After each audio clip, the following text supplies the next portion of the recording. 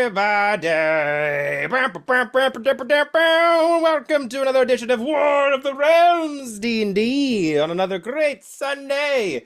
If you're watching this, it's been a week, I think, since we were at Emerald City Comic-Con. I'm pretty sure 2 weeks. We don't know. Hey! Oh, look, the fireworks to celebrate! Yay! I have no idea how I did that. Doesn't matter. Fake it till you make it. Thank you. Whether it's been a week or 2 weeks, thank you to everyone who came and saw us. Yeah, 2 weeks. That's right. It's been 2 weeks since we saw you at Emerald City Comic Con. And we're so appreciative that you came out. And to everyone who said hi, thank you for saying hi to us. And it was most likely an amazing time, I'm sure. And nothing went wrong at all. And it was the best trip ever. But yes. But yeah, thank you everyone who came and saw the show. We are so appreciative, and yeah, it was an amazing experience. We are without Sans Valiant tonight. They were traveling and just couldn't make it, but hey, we love you, Val. We will see you on the next one, because we got some goose racing to do, everybody. So sit back, relax, enjoy yourself, grab your favorite drinks, grab your favorite sets of dice. And let's dive into today's session of War of the Realms. So, last we left off, the Crystal Vanguard has made it to the Skyforge Dominion, the Artificer City in the clouds, owned by the Dwarf Society here in Valsteba, arriving with the Yellow King and meeting a garrison of soldiers along a sky bridge.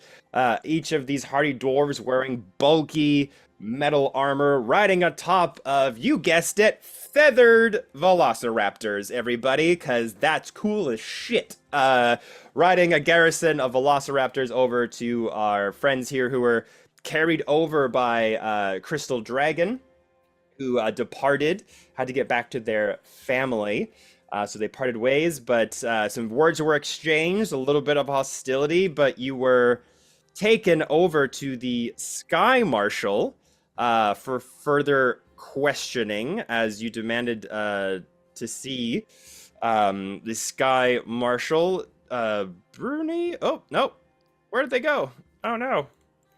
There we go. Bruni Ironforge is who you were going to go meet up with. And so you went over, pleaded your case, and Bruni, who was an older dwarf, bit aged and seasoned with gray hair, who actually knew of the Yellow King, who had a meeting long time ago when the Yellow King used to visit the Skyforge Dominion, but seemingly has not been in this realm, in these parts, for quite some time. It was going to take some time to arrange a meeting with the High King Thorin Stonehelm, but until that can be arranged, Bruni basically said, go enjoy the city, have fun, and that they would call you when it is necessary. So you had your free range to go around the Skyforge Dominion here, and you heard of a particular race that was going on that kind of caught your attention, and that, of course, being what I'm about to say right now. My notes are all over the place. The Sky Raptor Grand Prix, part of the Windspire Guild Raceway.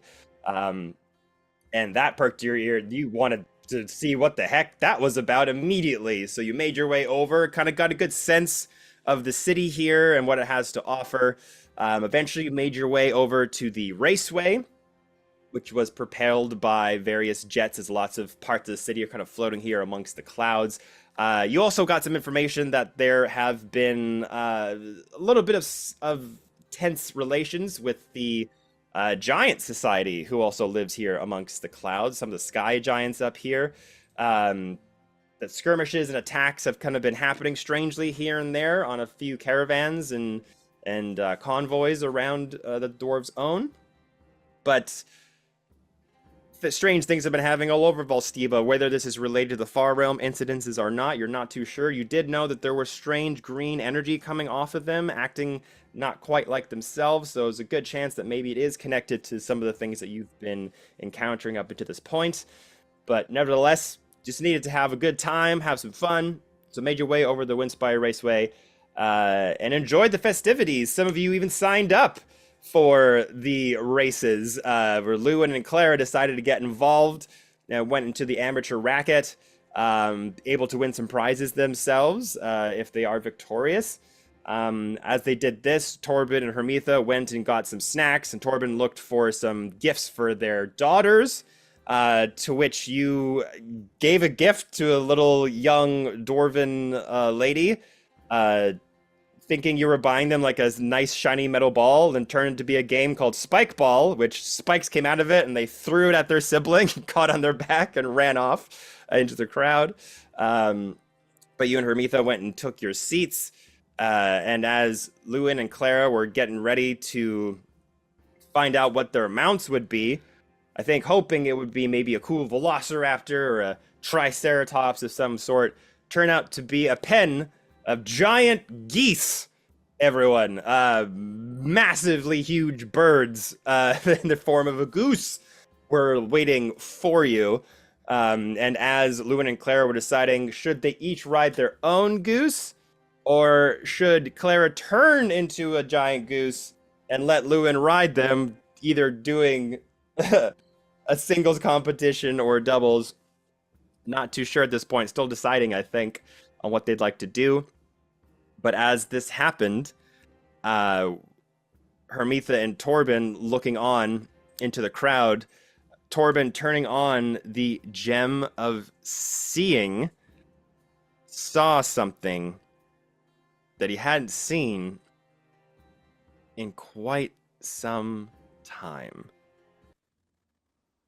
And that being a friend of yours, seemingly still friends, hard to say, that of Taylor, a friend from Torben's past who has been haunting him a little bit of late, learning that his whereabouts could be connected to the events that has been plaguing Volstiba, but not sure exactly where he was, and seemingly is here, disguised as a dwarf amongst the others in the crowd.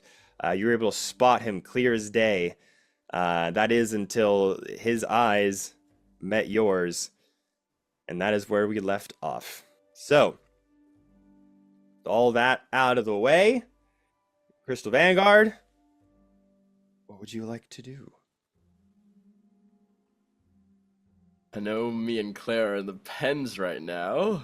I think we sent Rala to go talk to them. I think I went with. Okay. So we have somebody who. Yeah, I was gonna is say in our- thematically that perfect. That's awesome. Okay. Go on. So I'm just fixated on Right. Taylor, Mm-hmm. seeing if he's gonna make a move or anticipate, and just trying to figure out what to do. Okay. So why don't we...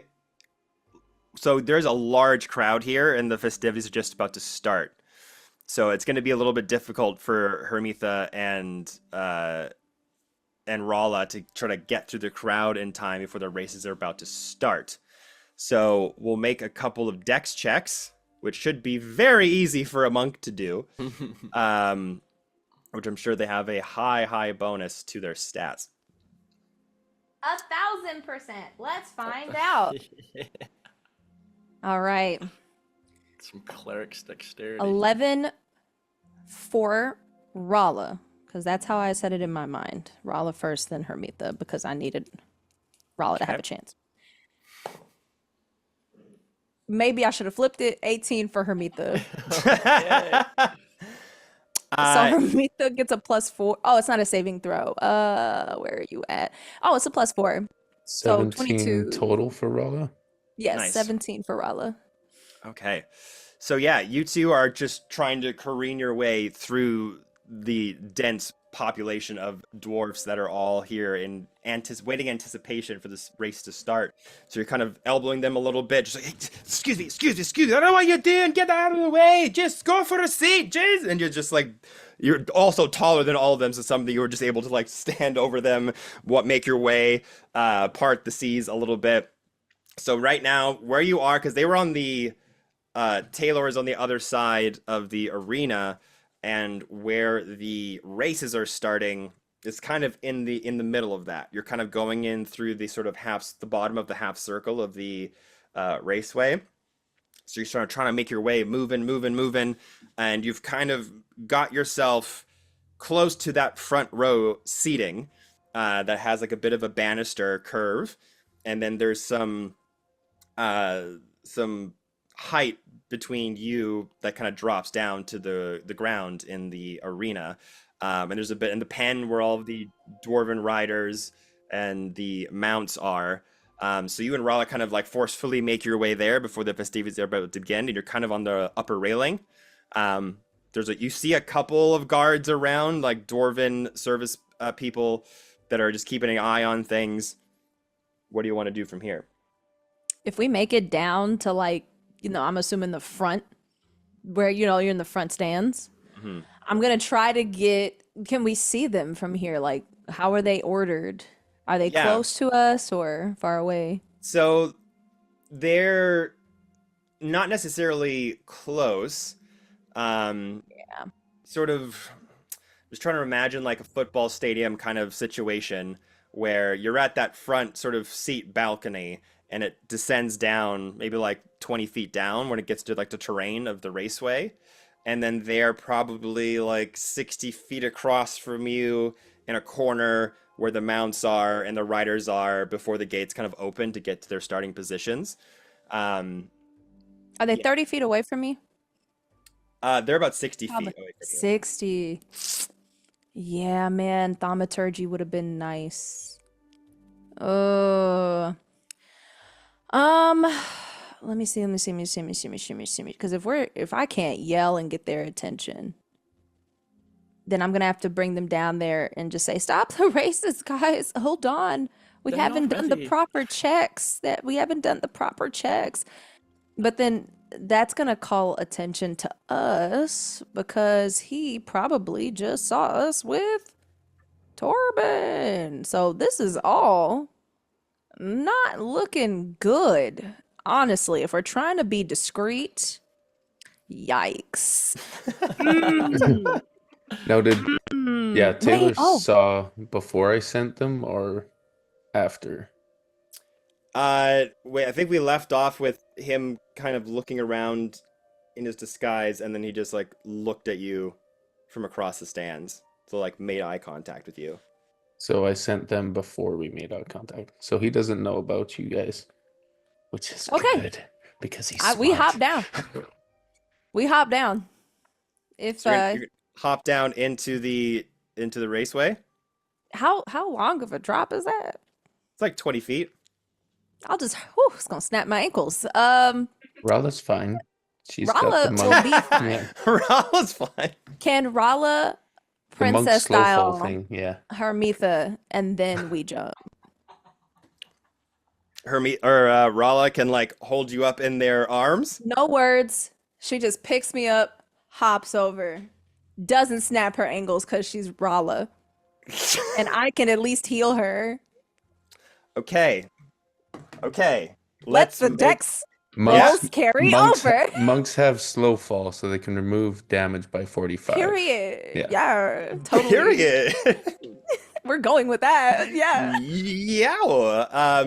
All right. So yeah, they can do the slow fall. So jumping down, they'll be able to Mary Poppins their way down, but they will have to make a strength check just to like hold you up for that amount of time.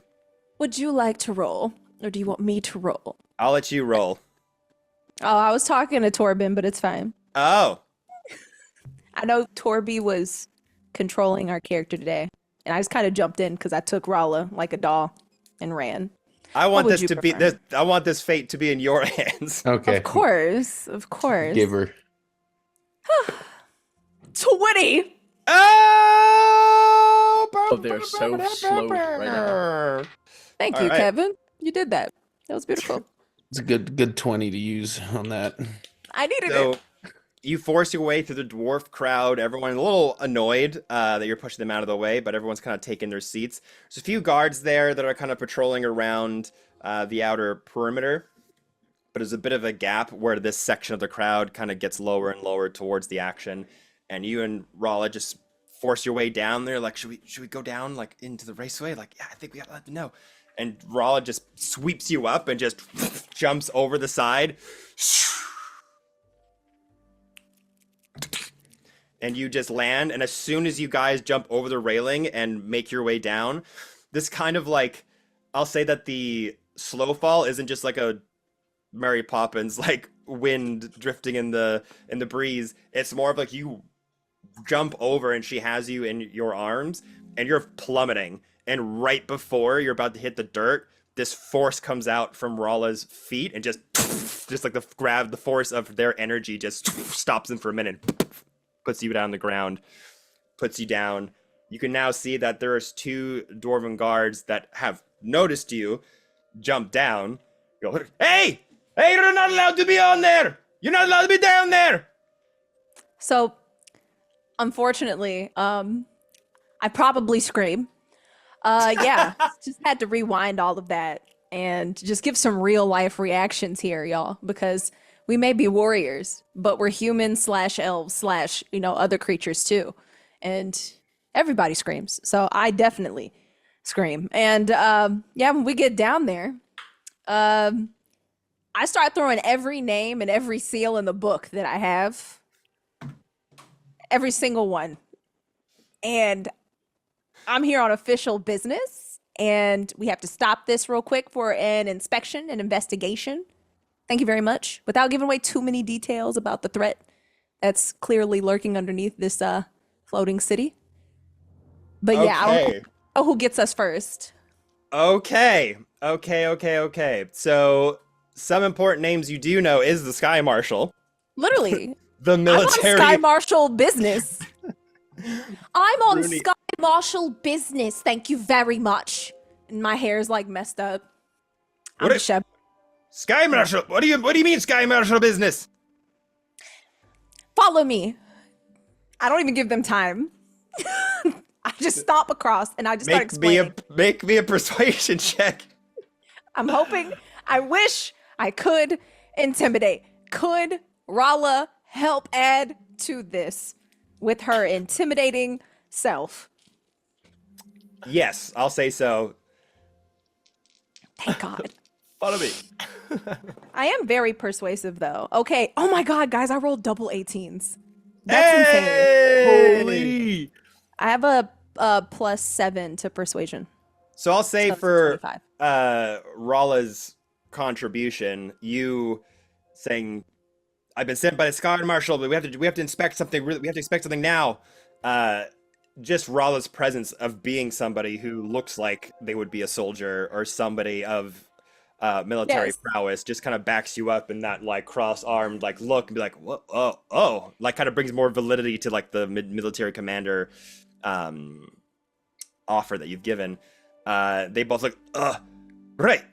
We don't, right. Okay, yes, we don't want anyone to be hurt. We'll accompany you. And two of them just start to jump over the railing, and there's just like a rock Perfect. from a cliffside into the lake water. Just their stocky bodies just crunch into the ground with their armaments on, and they. All right, what are your orders? What do we do? We must investigate these creatures, and I must have a word with some of the participants. We need to make sure that they're not on the hush-hush. And Is one of them trying to sabotage the race? possible. It's very, very possible. Your accent is really rubbing off on me. I'm sorry. Let's go. We get it a lot here. I just want to point out they watched Rala literally just like land like a rocket ship expertly and just so it's cool. And they're like, yeah, we're not going to step to Rala. So we say that, and hopefully that's a good enough, reason for them to tag along and not freak out. And we go up to the participants. How far are Lewin and Clara? Yeah, so now from where you are, you just jump down into the raceway terrain. So they're still about like 60 feet from where you are, so you can just start making your way over there. The two dwarven guards kind of address the other guards who've kind of noticed the commotion that's going on, and there's like, it's okay, it's okay, it's orders from the Sky Marshal Bruni Ironforge. It's all right, we're gonna go check it out. And then the other guards are Make a just big like, fuss, yeah. how do you make a big fuss? On official business. We're just here to make sure things are tip top. Don't worry, we'll be getting on with everything. Thank you. I'm just establishing that we are somewhat in charge. And yeah, and we just make our way over. And I really look over every feathered velociraptor, not for like a long time, but just enough to show that I'm looking, like, Yes, that one's legs, they look good. No enhanced magic use here. just like that. Yeah. Yeah, eventually you make your way, you're accompanied over to the holding pen.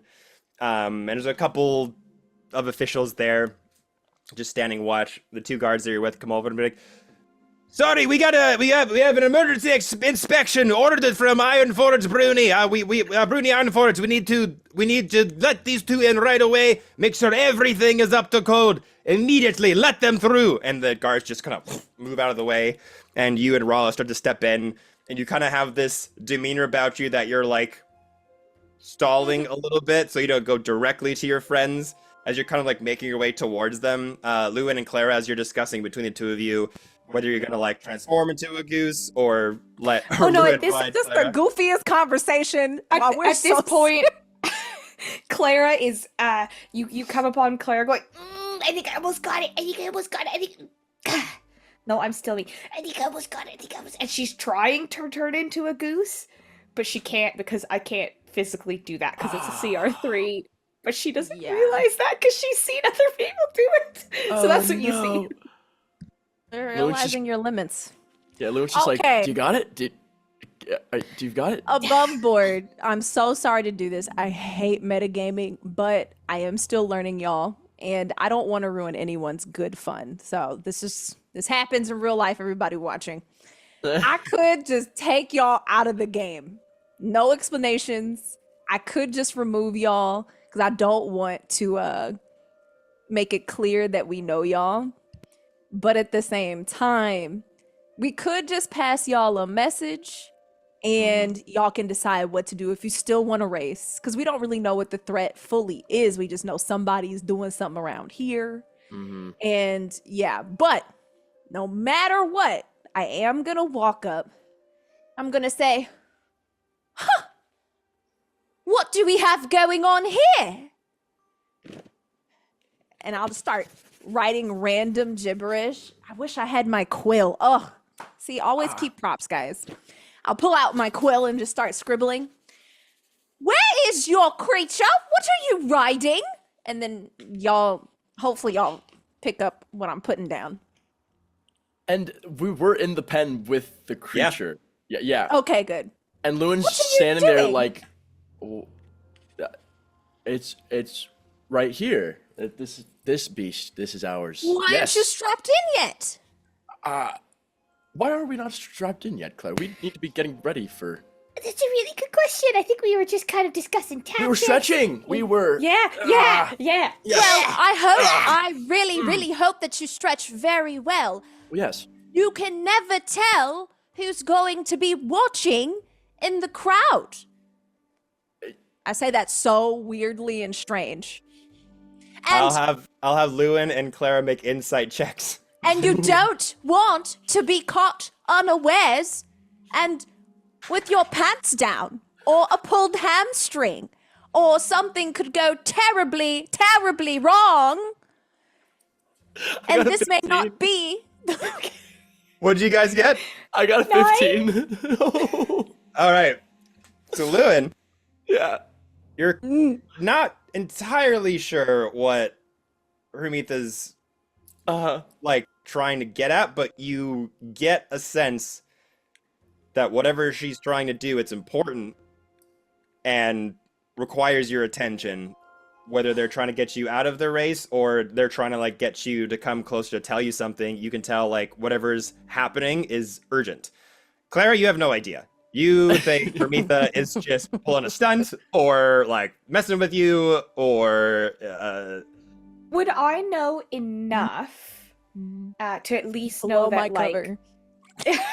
No. To know that Hermitha, what are you doing here? wouldn't be here if it wasn't important. With that check, I'm thinking outside checks, just like our relationship as a party in a whole. I mean, yeah. When does Hermitha go out of her way to do? No, let me hush. Well, Lewin's gonna go, oh, our beast, yes, I was just checking it for greenies. I don't know, that's been going around lately. I don't know if, Awful stuff. No, Awful. did any of the other ones have the greenies? Oh, not yet, but I will let me inspect this one. We do not see- What are you talking about? The greenies? What you are have the to be- greenies? Oh, it's okay. I'm an expert at this. I'm an expert. My deity is an expert at this. I am going to go and do an extra inspection on this creature specifically. Give me just a second, gentlemen, please. All right, it better not hurt its speed, and just like starts to back away.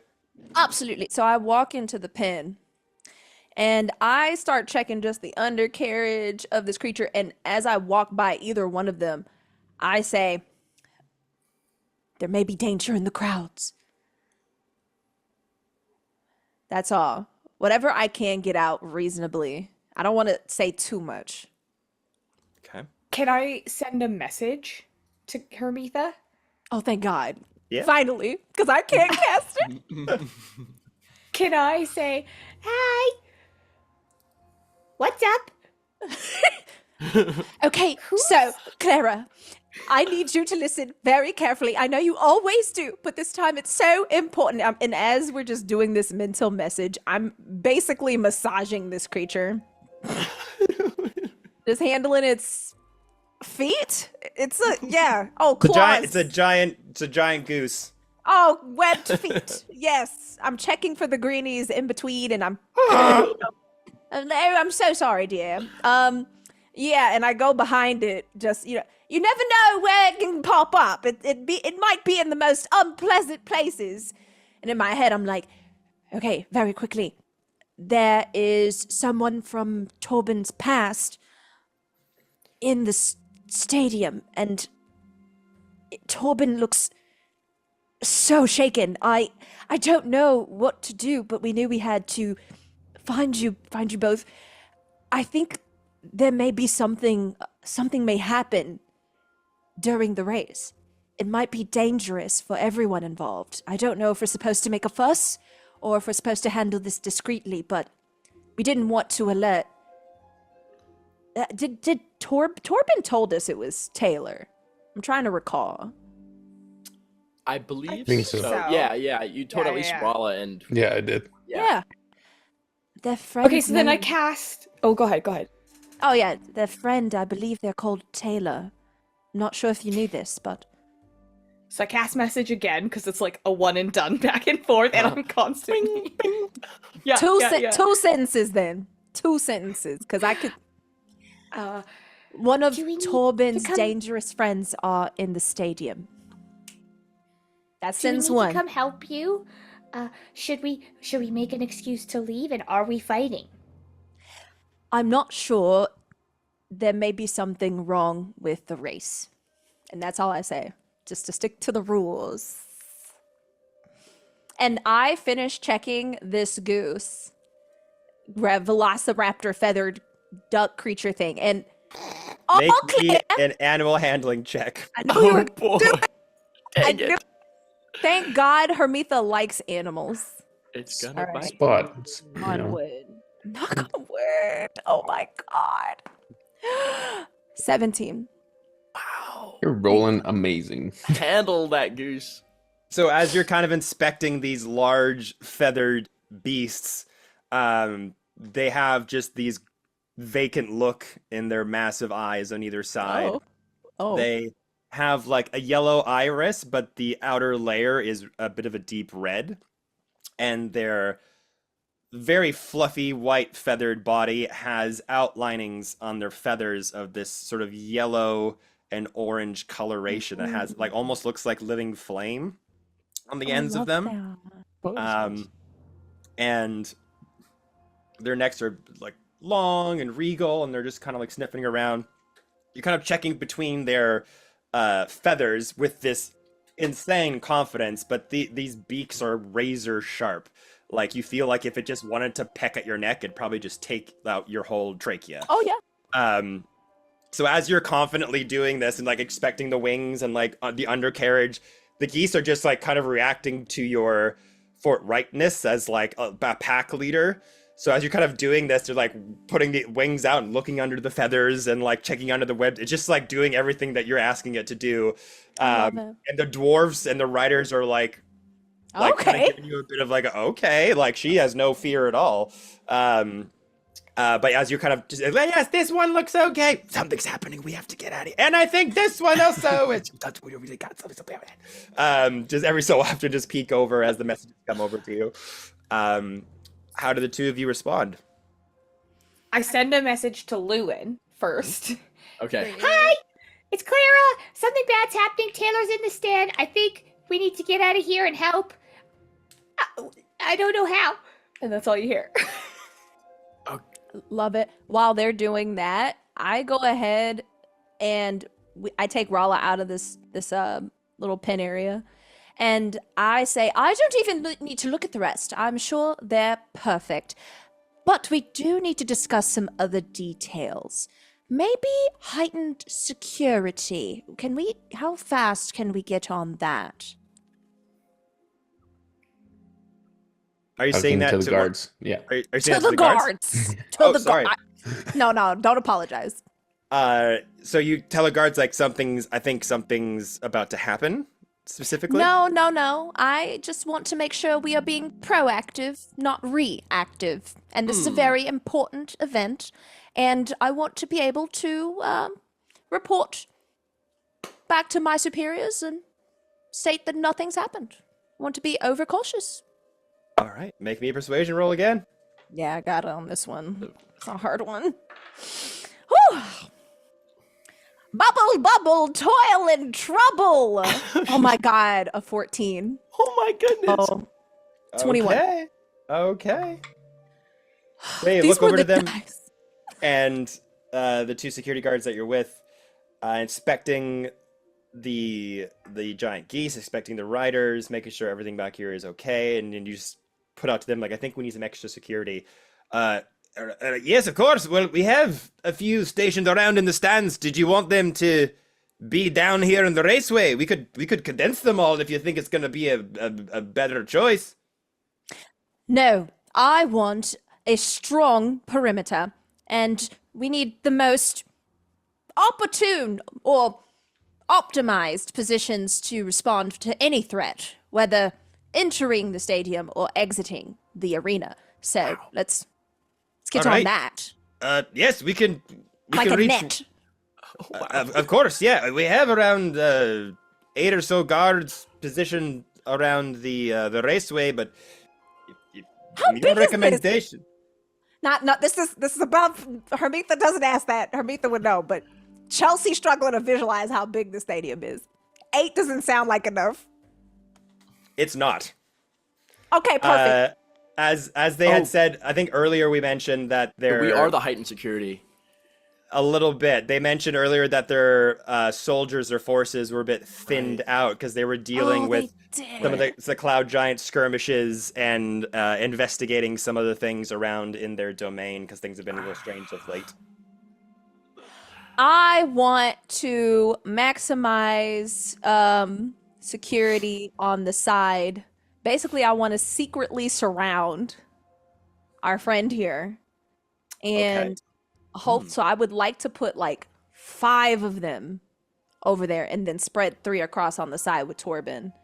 Because hopefully Torben can fight off a lot of stuff. So counts for at least 5. 10. 10. 20. Maybe, something. So that's what I tell them. I tell you what, roll me a d10. Okay. I'm on it. 10. You've been I'm rolling praying. great. You're okay. But we Yeah. don't know what this number means at all. Just trust in it. I'm scared. Okay, here we go. Blessings of Hestia. Blessings of Hestia. It's rare that I ever get to roll a d10. So yes, I am struggling. There it is. I was like, girl, what does a d10 look like? 5. 5.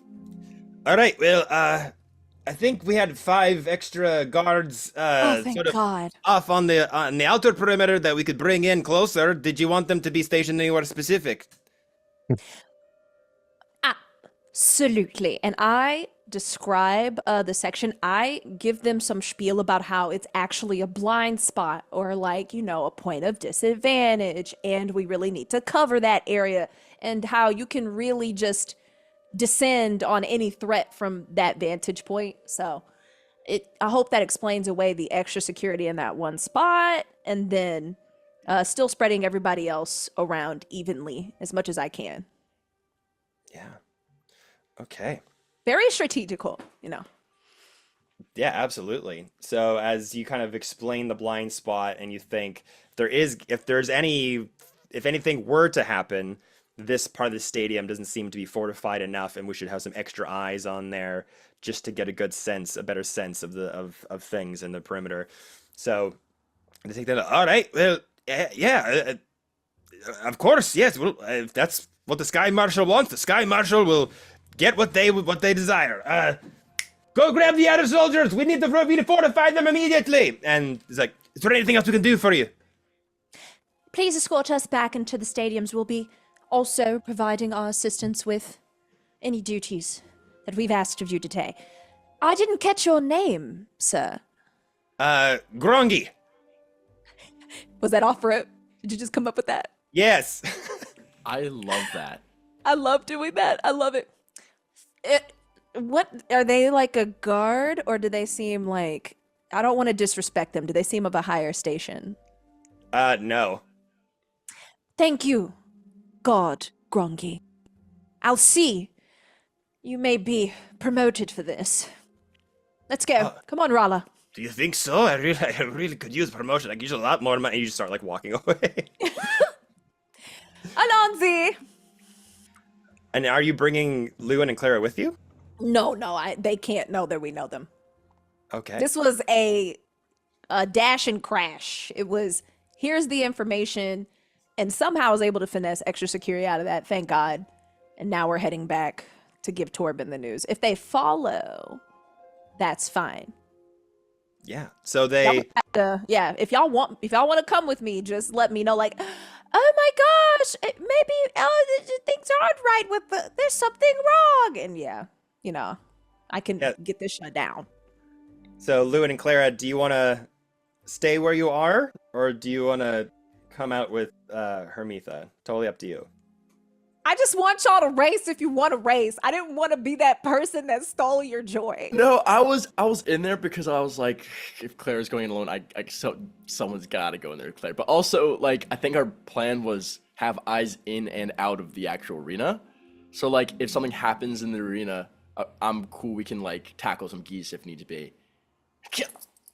But Yeah, I think that having us here is like the best possible thing that we can do, right? all right. And we get to race also. That's I don't like start up if they don't follow. I just know that I trust them to make the right decision, and I trust me to talk to the right people to help make even better decisions. So, and then Before we'll head- Hermitha. go on. Go ahead.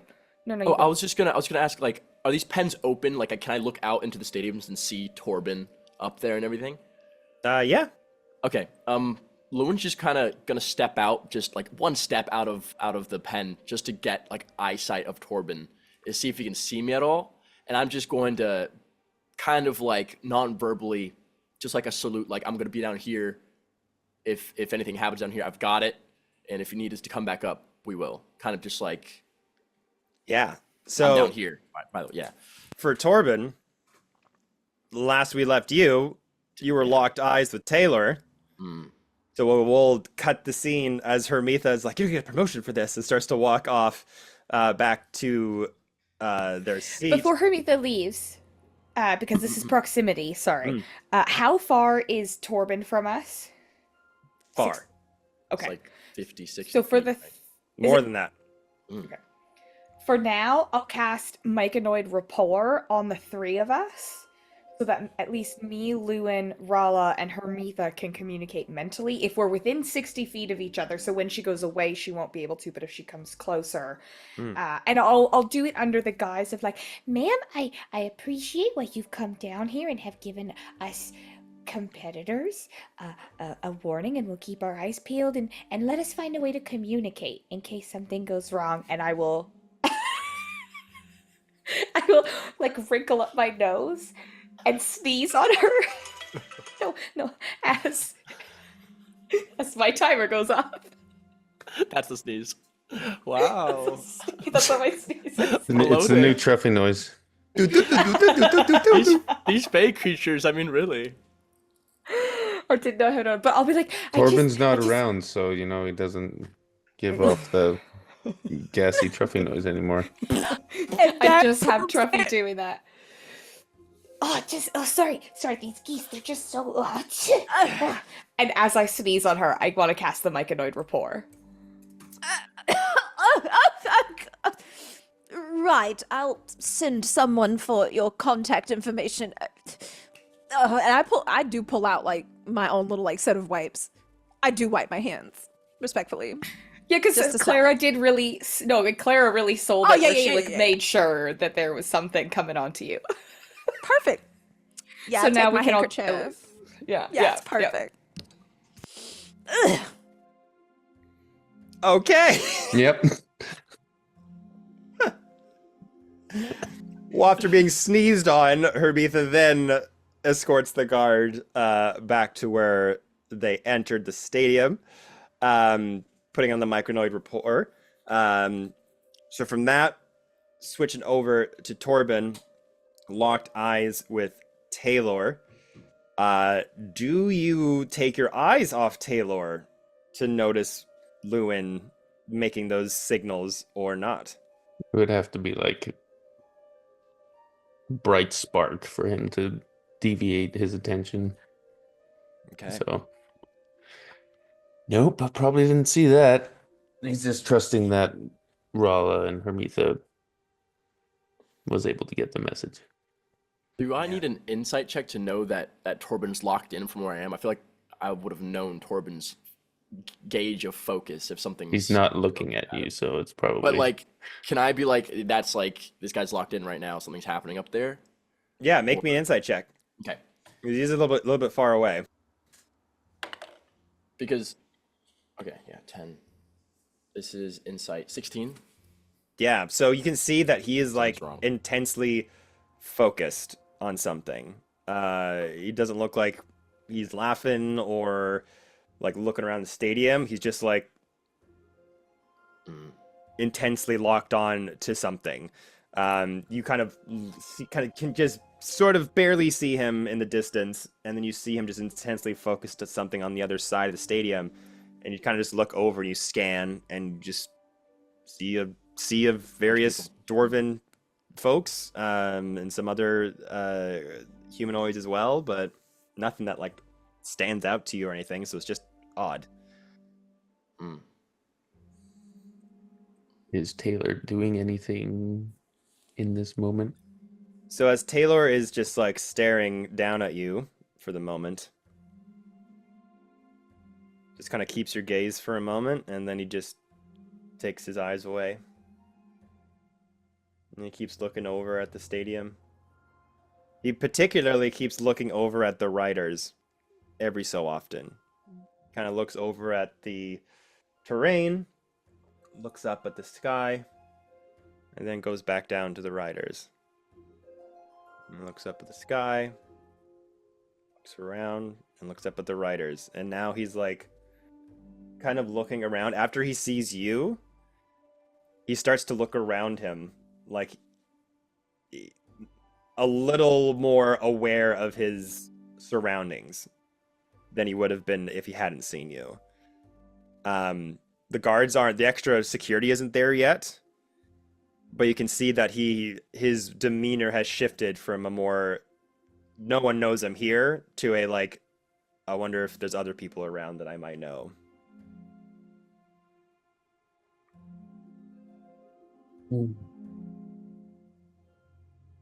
And he's like across the track, so that's probably like 200 feet across the track, roughly ish. Yeah.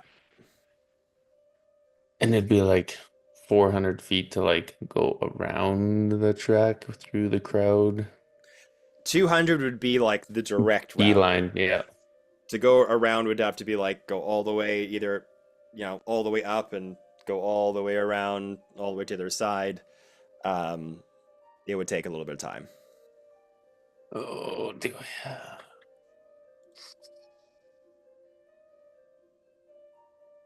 any interesting items? Gosh. So Torben knows that Taylor is the brain, like when they're in the Asgard Protectorate, he was the brains of the operation. Very smart.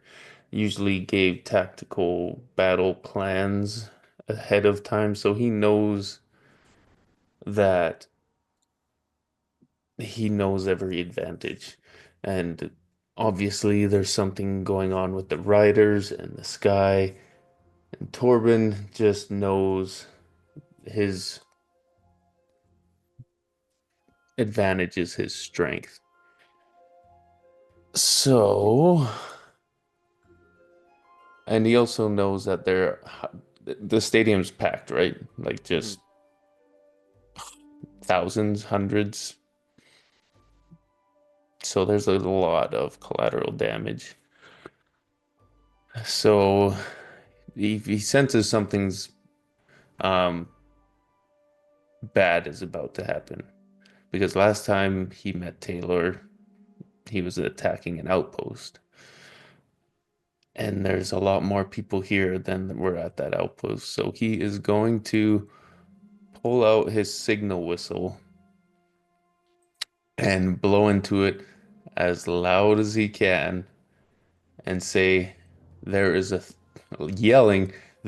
threat. Everyone needs to evacuate immediately.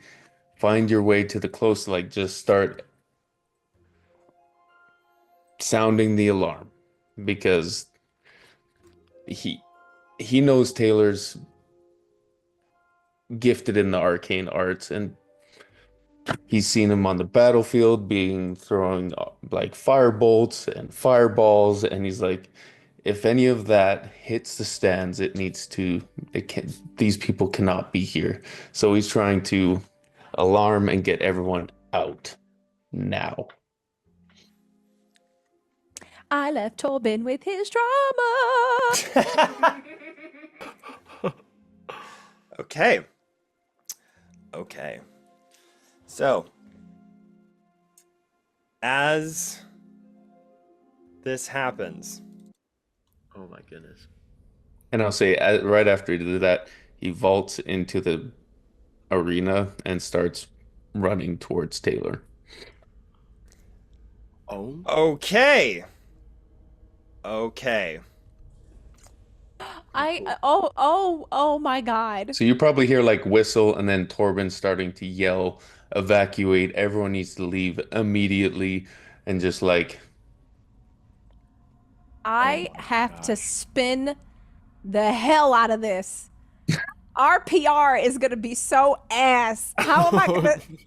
They're going to immediately think, oh, that's the threat that she was talking about. Clearly. Yeah, I didn't know it. I thought you were just going to go talk to him. I didn't know you're like espionaging. Yeah, you don't know. No, it's just perfect timing. Yeah, you did what you... Yeah, I think it's hilarious.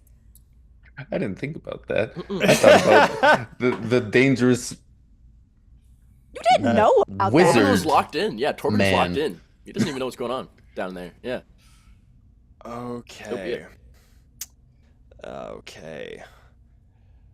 Where are you? Okay. So, here's what happens.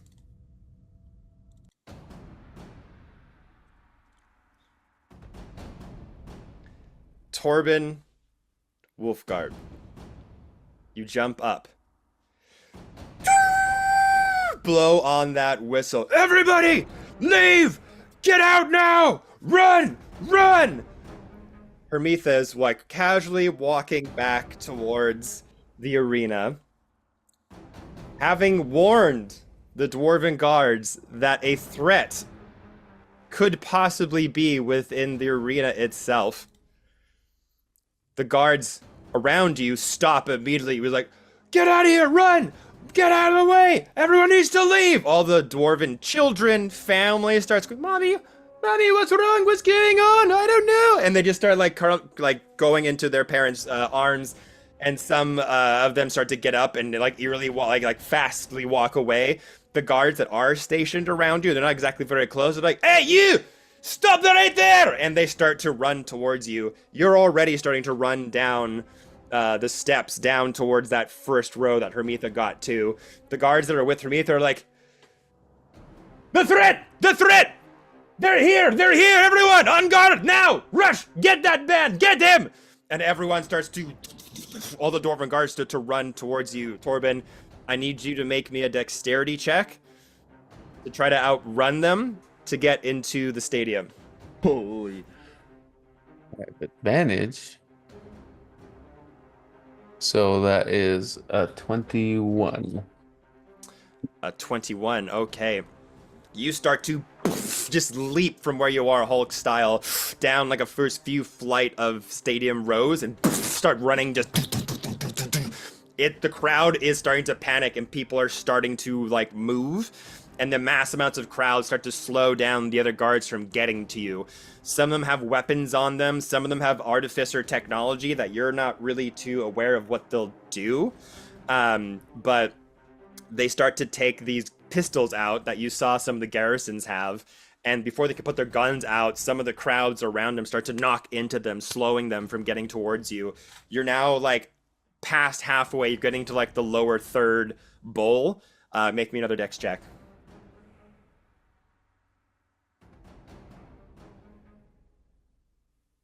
Ten. 10. That was bad. So 11. I'll do 11. So some of the crowd is now starting to impede you from getting that full leap forward to the next third. Dwarven family kind of runs right into you. You don't want to knock them over, so you kind of steady yourself for a bit. As this is happening, Hermitha, Lewin, and Clara, what are you all doing?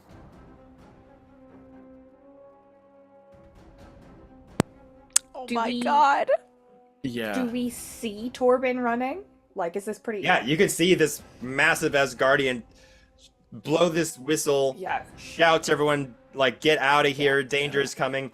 They leap, like, halfway down the stands, and they're, like, not shoving, but, like, moving people aside, trying to get closer to the raceway. At this point, I think all cover is blown, and I look to Hermitha. How far has Hermitha gotten from us at this point? I assume all the guards left me, I hope. The guards, 2 of them were escorting you back to your seat. But they left to address the threat, right? I think Yeah. they're shouting commands. Yeah, They're just so shouting? they were on the ground with you as you're like, "Hey, we got to get out. Like, we'll get out of here." And you addressed them to get more guards to cover that side of the stadium, and then you were walking on the ground towards the edge of the stadium to get back up. So they're not like right beside you; they're a bit more forward, but they were kind of like walking a bit with you. Did you not want to be right beside them, or did you want to like stagger yourself? I still don't need them asking me questions, so I just kind of say this, "Let's go," just like a generic, like, "Let's go check out the threat." And I just want to kind of trail behind and see what Torben does here. Okay. I'm gonna rage, Yeah.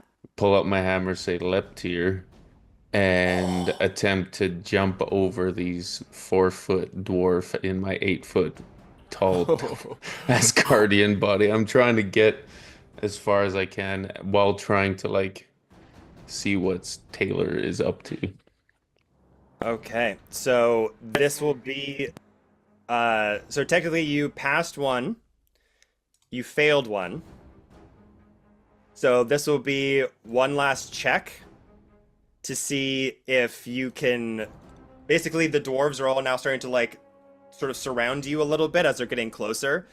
So this will be one more check to see if you can leap off and get into the raceway and land before they start to like grab onto you.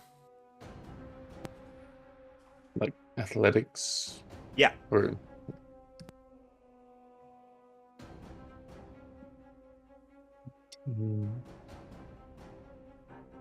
28. 28. Okay. So as they start to like get a bit closer to you, they start to shout at the audiences, they're like, move, get out of the way, move! And they're like getting much, much closer to you, and you just kind of look around and you just the mighty leap over that first third, and you with a 28 able to land down on the ground.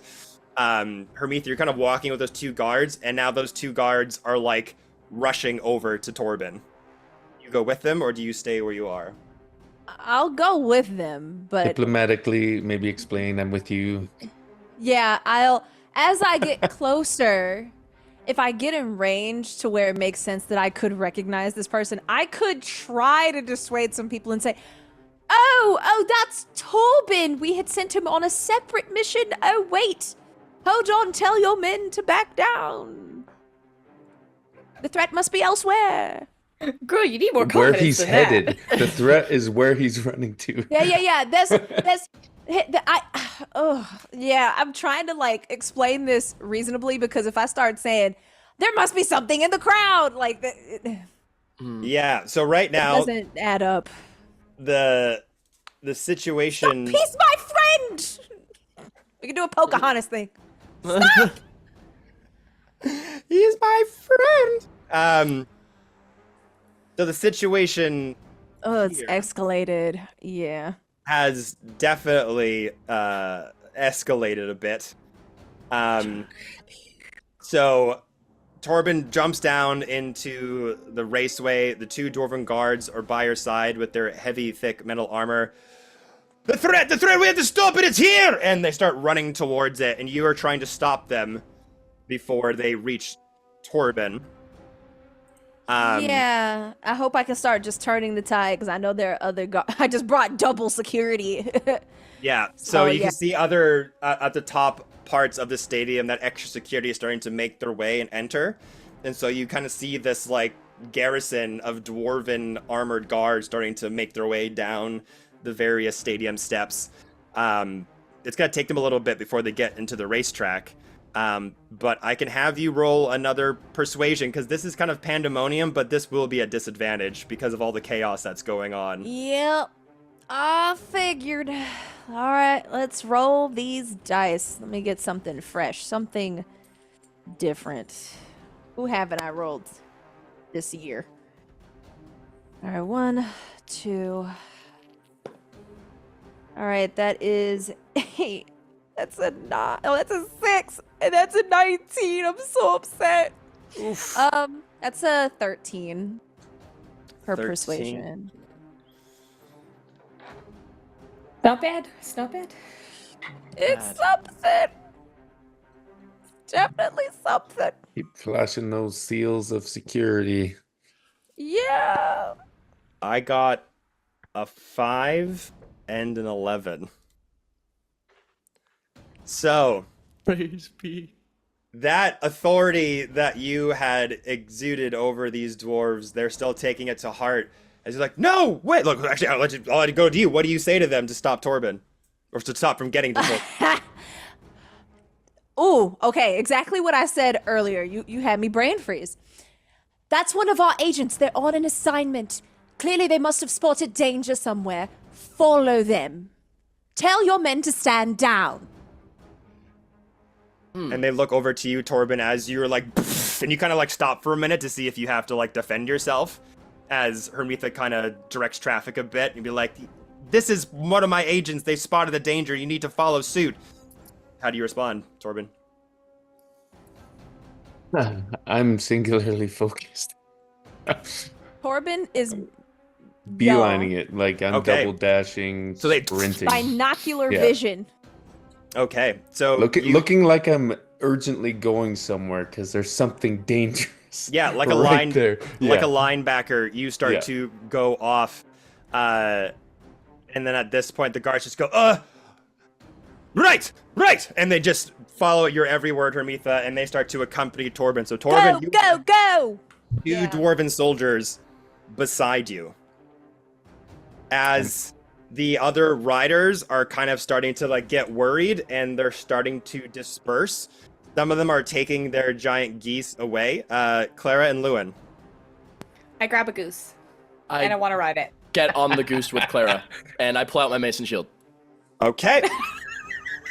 Okay. Yep. Telepathic, Yes. and I'm just ready to defend Clara on whatever the Yeah, hell you she's just about to do hear right like now. we gotta get a goose. Wherever Torby's going, we gotta follow him. And I feel like this is faster than both of us. Let's go. Oh, fate wills it. And I hop onto the goose. I need you both to make me nature checks. No animal handling checks. Can I help myself by casting Speak with Animals and talk to the goose while we're doing We're gonna it? need it. We're gonna need it. We're gonna need it. We're gonna need it really bad. I will give you advantage Okay. Just Clara? for speak with animals. Okay. Does my roll come really- before or after that? Because This We really need it bad. Your animal handling happened. your individual mounts. okay. Oh, I was gonna hop on the same one. Can I do that Okay. with Clara? Okay. Yeah. Yeah. Okay. 19, and we really needed that advantage. 19. So as the chaos starts to unfurl, the riders kind of start to freak out a little bit, and they kind of usher their beasts out of the causeway through various hallways to get back to the above ground sector. You just kind of grab one of the extra giant goose. What do you say to it to allow it to let you ride? Dear creature of greatness, I need your help. This is your calling. Please accept us for a moment and bear us into war. And it just like honks out into the sky, and it just has with this regal demeanor of you controlling and baiting it. It just lowers its long neck to its superior, and leader of the geese pack, it allows you to jump onto its back. Its fluffy furrowed wings ready to take your next command. Do I know how strong they are? Like, if I did a drive-by with Hermitha, could I pick her up? How strong are could they handle 3 people? Mm-hmm. Well, their strength is 14. They are a large fey creature. Can I speak to another one then? And speak to another one that's like around and be like, my great friend, please go and pick up my friends. And like point to Hermitha So- and Rala. No, this is just for the one giant goose. Can I summon the flock? I'm still gonna do it Summon the anyways. flock of them. I'm doing anyways for flavor. And then Yeah. it doesn't listen to me. So kind of asserting your dominance, being sort of the pack leader of these giant geese. This one kind of subjugates itself to you and lowers its head. And like, and the rest of you! And you look over and the rest of them are just gone. Like the riders have like beat them out. Dust.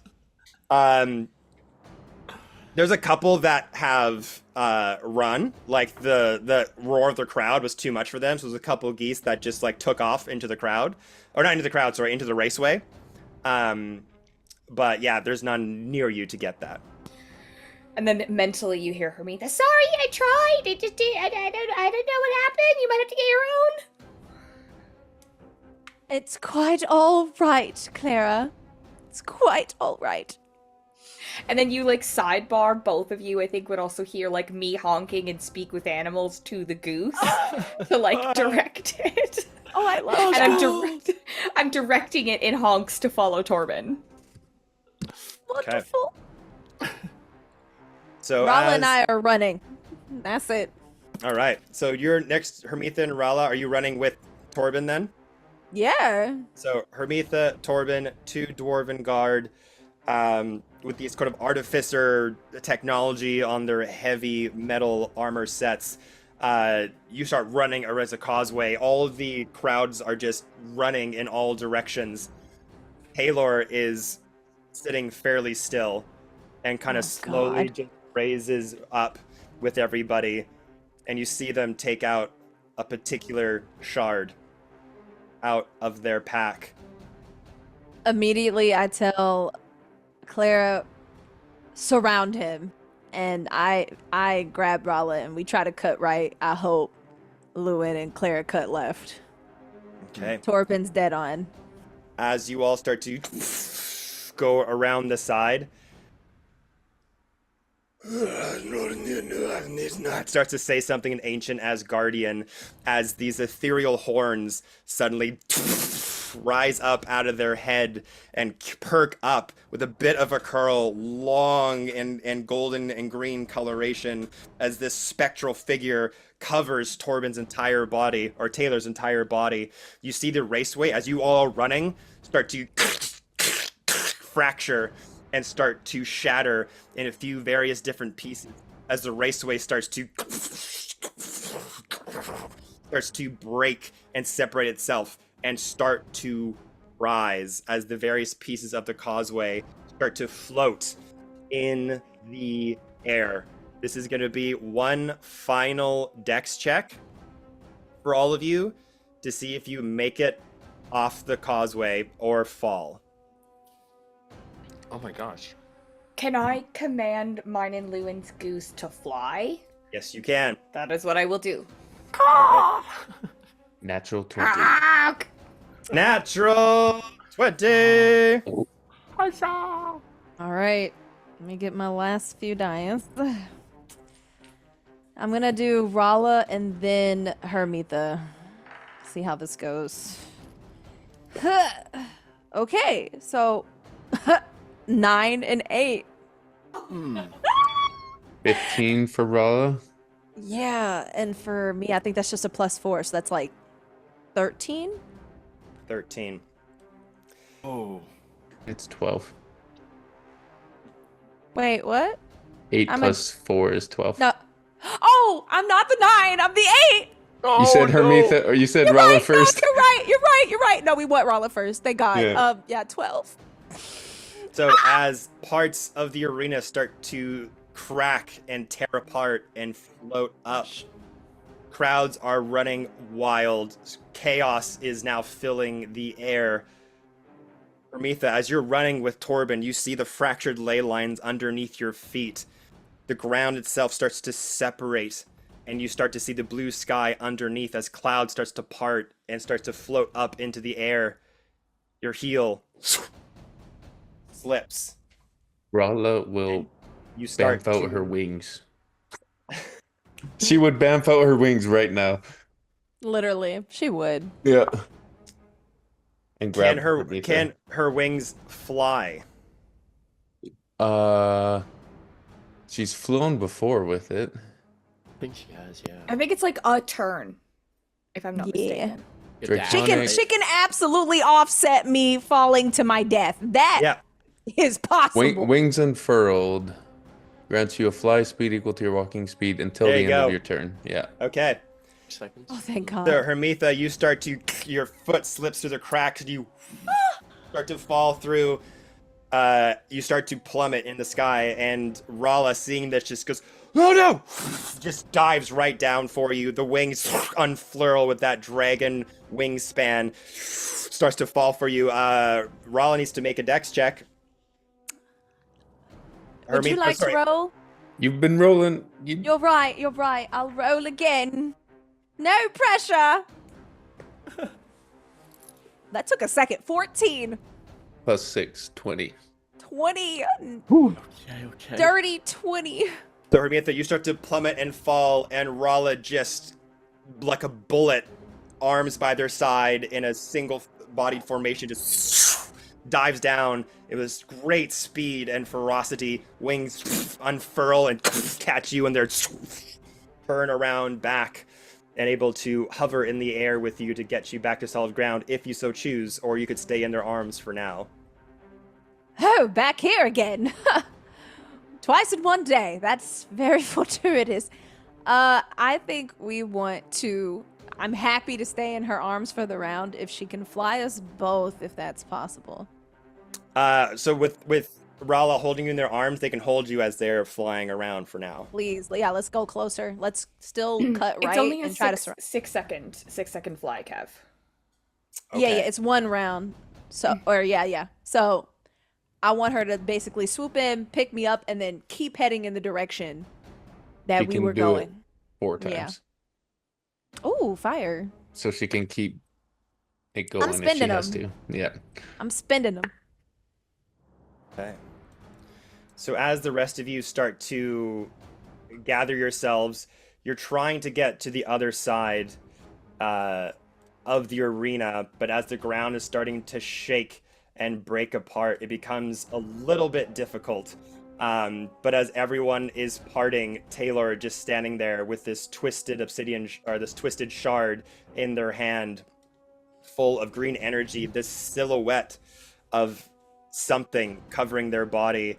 As the stands are now starting to empty out, Taylor just standing there holding this energy, saying that ancient Asgardian language, and they look around. They blast from the stands and jump towards one of the pieces of land that is also starting to float. The islands that are now forming go up higher and higher as all of you are being floated up into the air at this point around 80 feet. As the stadium below you gets smaller and smaller, the dwarf visage starts to fade away as this hulking Asgardian starts to form in front of you all. Shaved on either side of their heads, matted braids that comb to the back of their head and drape down past their shoulders. Various Asgardian tattoos line their chest and around their arms. This matted fur and leatherwork of armor that wraps around their breastplate and parts of their shoulder, with this pauldron that has this like onyx wolf face on it. Various hand wraps around their hands, but look like they both have a bit of history on them. They're matted, they're dirty, not clean by any stretch, with furred boots, looking like an Asgardian warrior of old, with tons of scars all over their body. They just start to look on. Tobin Wolfgar. It's been some time, my friend. Been too long. How far away is he? Well, why don't we switch to our Roll20 screens and we'll see for ourselves. Ooh, I love me a map. Sky map, sky map. So I think I gotta put the thing over here. Oh my gosh, look at that. Oh my god. I love the fact that you have a Oh. goose on it. He looks badass. He looks badass. Why does he look so badass? Oh, goodness. We have to kill him. He's too cool. Oh my gosh, this is so good. This is amazing. So I'm gonna have to yell.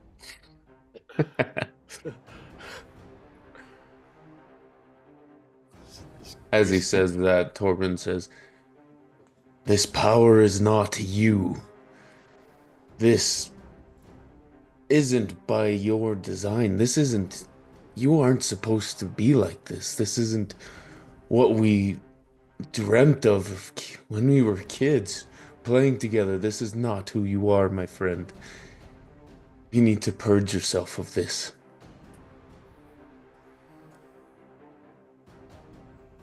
Oh, but this is who I am, Tobin. Our dreams have been turned asunder. We dreamed of being in the Asgardian Protectorate, and they threw us both out like garbage. I have a new path now.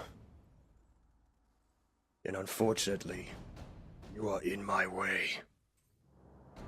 I will give you and your companions the chance that I never got. Leave. Get out of here. You do not want to see what's about to happen next. No more. You don't have to keep paying for the mistake that I made. Let me help you in the right way this time. No more blood has to be on your hands due to the mistake that I made all those years ago.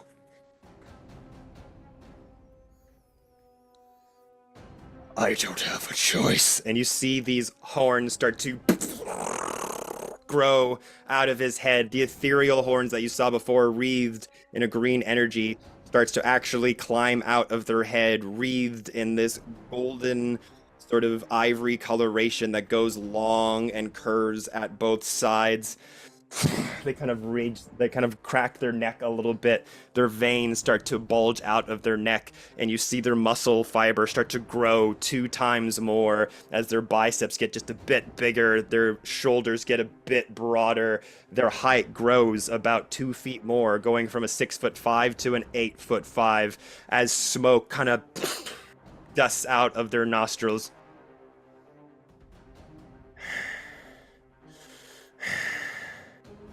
So be it. They put their fingers to their lips, and this loud, shattering whistle echoes throughout the sky as some of the rocks start to crack and wind picks up as you hear the beating of massive wings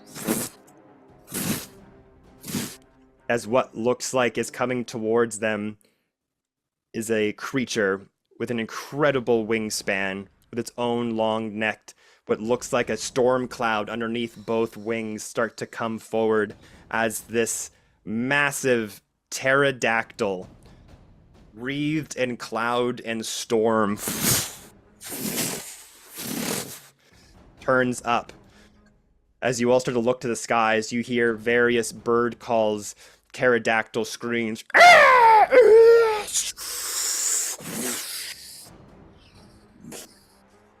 float overhead, and the attack on the Skyforge Dominion has started to take place. Taylor reaches up, jumps up on the back. Is it within, how close is it when it was swinging and going by? This thing, Yeah, the pterodactyl, how close is it now, or when it was coming closer? when it was about to pick up Taylor, or picked up Taylor. Yeah, so it would be around where it is now. Taylor would be on the ground here, and the bird would be around here before he's about to jump up. You'll see Torben pull out a javelin and aim for that pterodactyl's wings, and he will do a toppling. What size is the creature? If it'll work. This creature is considered gargantuan. Never mind, he's too big. But before you even make that attack, my friend, we're gonna have to roll initiative. Oh, damn. I was trying to take it out. Or maybe, yeah. So, but we have 2 people riding a geese. We've got Hermitha in Rala's arms. What was that, Hermitha? Oh, no? You good? Okay. Yeah, you're fine. It just took me a second to unmute. No, keep going. I was raising my thumb up. All right. So, as Taylor is about to make that mighty stance and jump up, as a pterodactyl is getting closer, you all start to take a ready stance. And it's here, everyone, that we're going to take our break. I knew it. So we will be right back for our very first Skye battle in Skyforge Dominion. Don't go away, anybody. We'll be right back.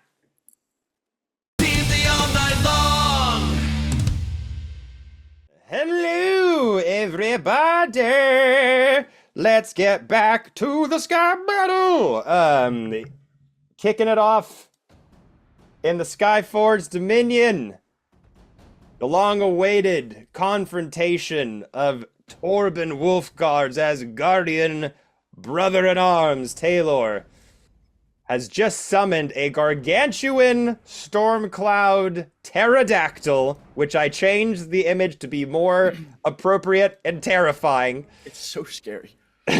So much worse. And the rest of you floating on your chunk of rock here, which I also forgot to add that the 2 dwarven guards that accompanied you did make their saves, and they are there as well.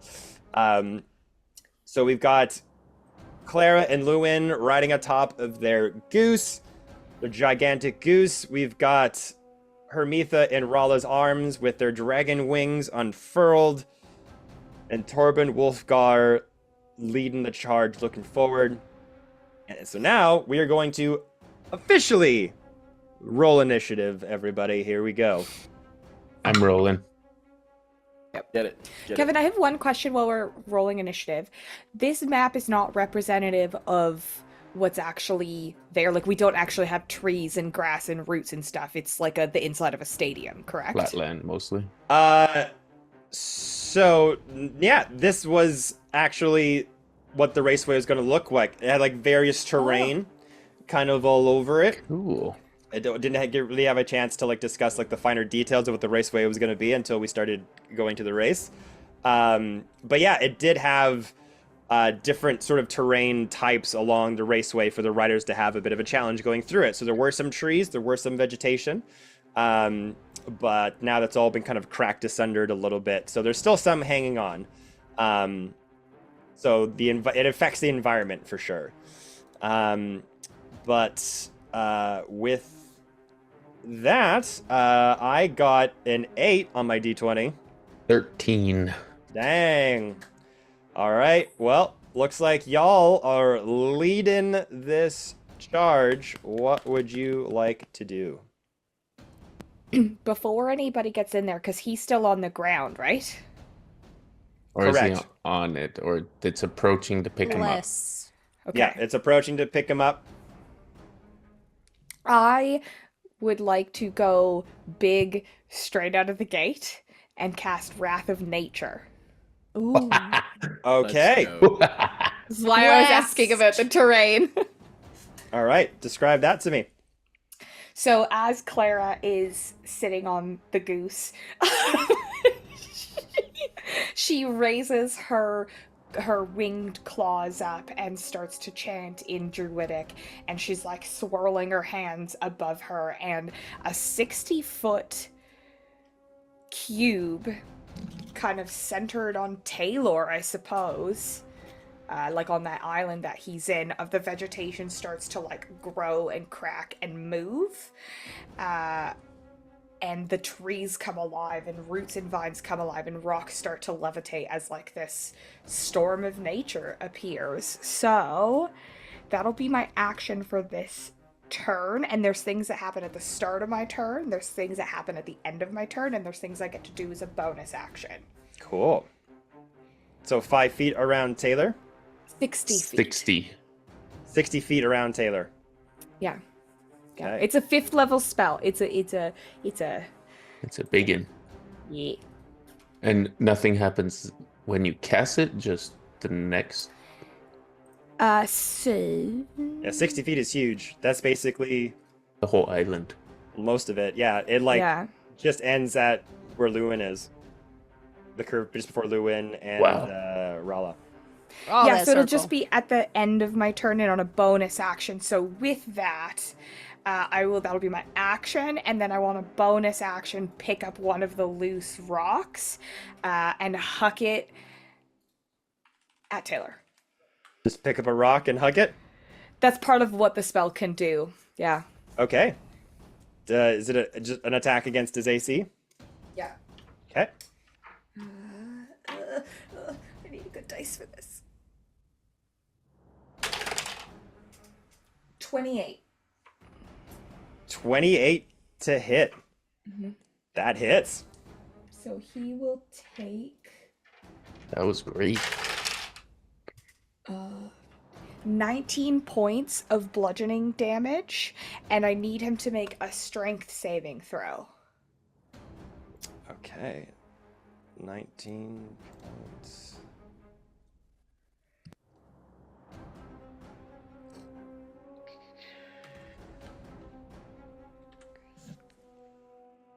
strength saving throw.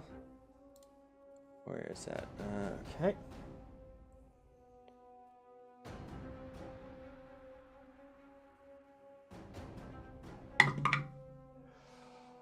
Wow. That is a 10.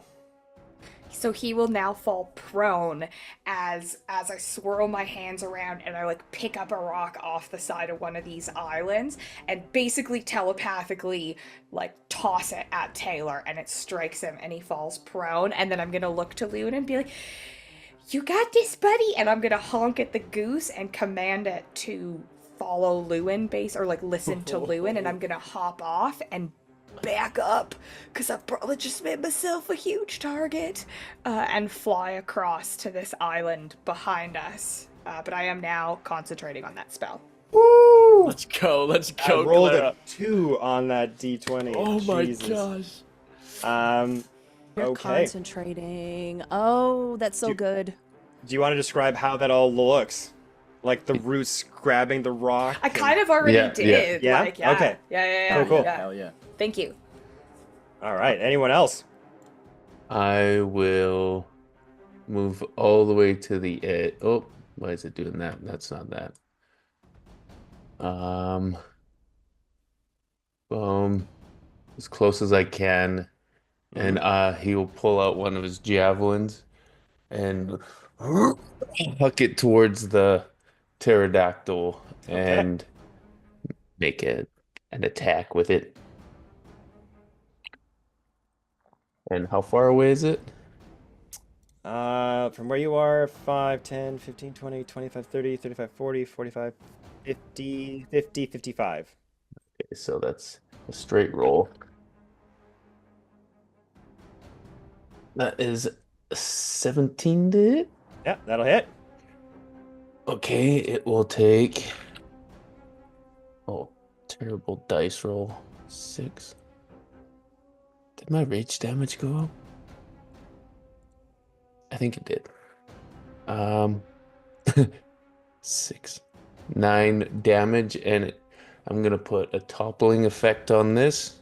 So it needs to make a Constitution saving throw. Okay. Not using that fucking d20 anymore. There we go. Which save again, sorry? Constitution. That's 21. It made it. And he will unsheath his last javelin and throw again. And Okay. Great roll. Great weapon master. 16. 16 also hits. So it will take 10 points of damage and make another save. Constitution.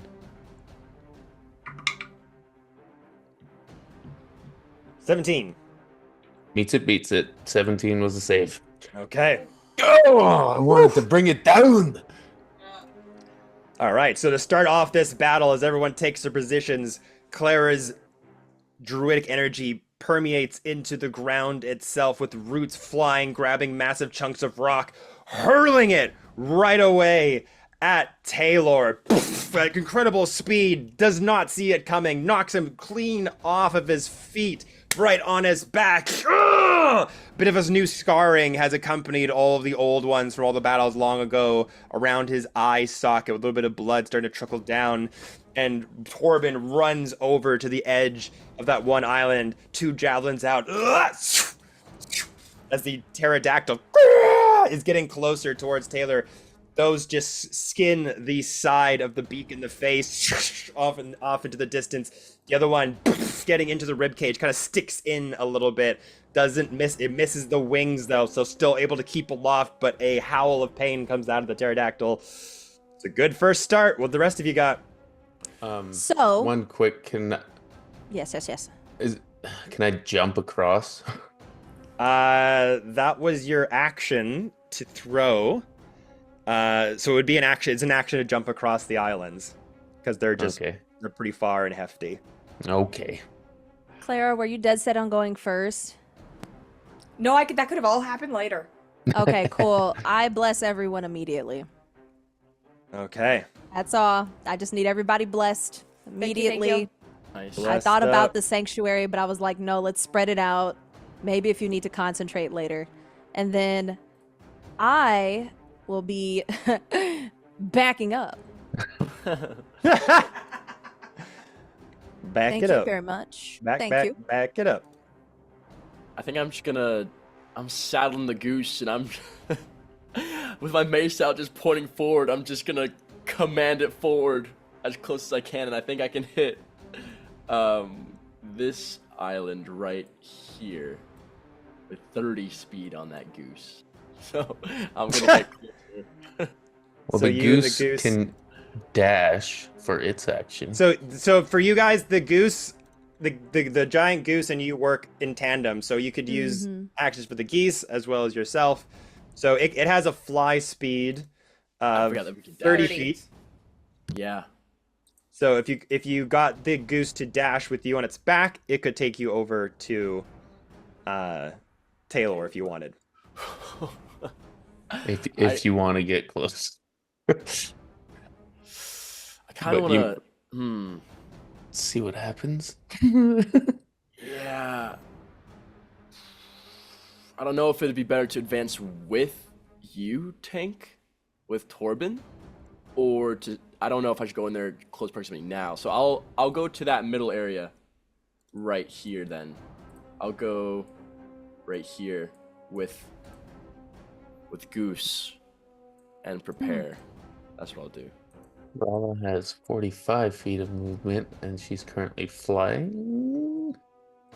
Well, yeah. So Rala swept up Hermitha and put them on the ground, because they can fly for a round of combat essentially. Mm-hmm. So that would have happened sort of prior to Yeah. the initiative. So they've landed. They have a couple more uses of it. Yeah. So I think Tank, you were gonna use direct Rala, correct? Yeah. Yeah. She has 45, so that would get her.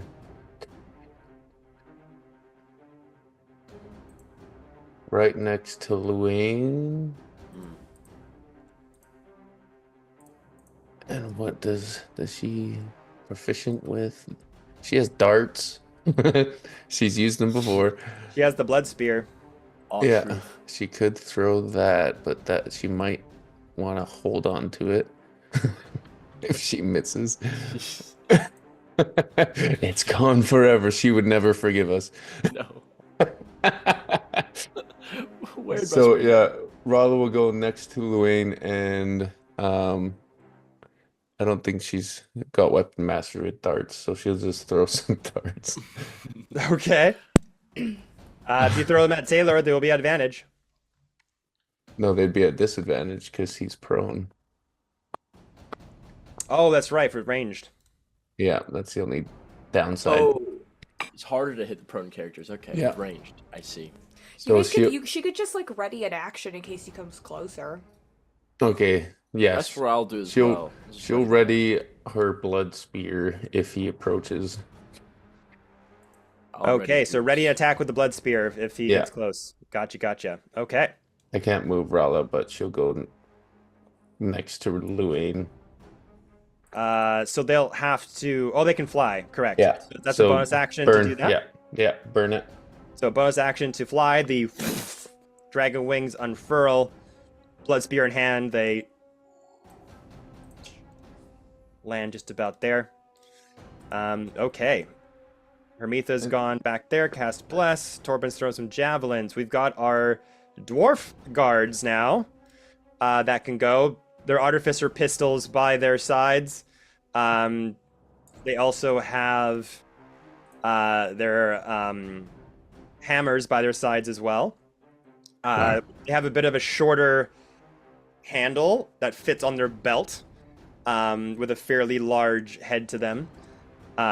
What would you like them to do? Shoot Taylor. Shoot Taylor? I think so, him. right? Yeah. Okay. Ooh, or the pterodactyl. Shoot the pterodactyl out of the sky. Okay, let's order them to do that. The Kylo Ren meme. blow that piece of junk out of the sky! Exactly. Yeah. Sweet. Okay. Well, let's see how feet they got. If they get right where you are, Torby. Poor bee. Dorby, I'm so sorry I did that. Now it's just a nickname. So okay. They'll just be in range of their arcane pistols. Ooh. So they'll Those both sound fancy. they'll both hit a bewitching bolt. Whoa. First one is a 15, which will hit. The other one's more. So both do hit. And that'll be 2d6 plus 3 psychic damage. Ow. 11 damage on the first hit. And the second hit.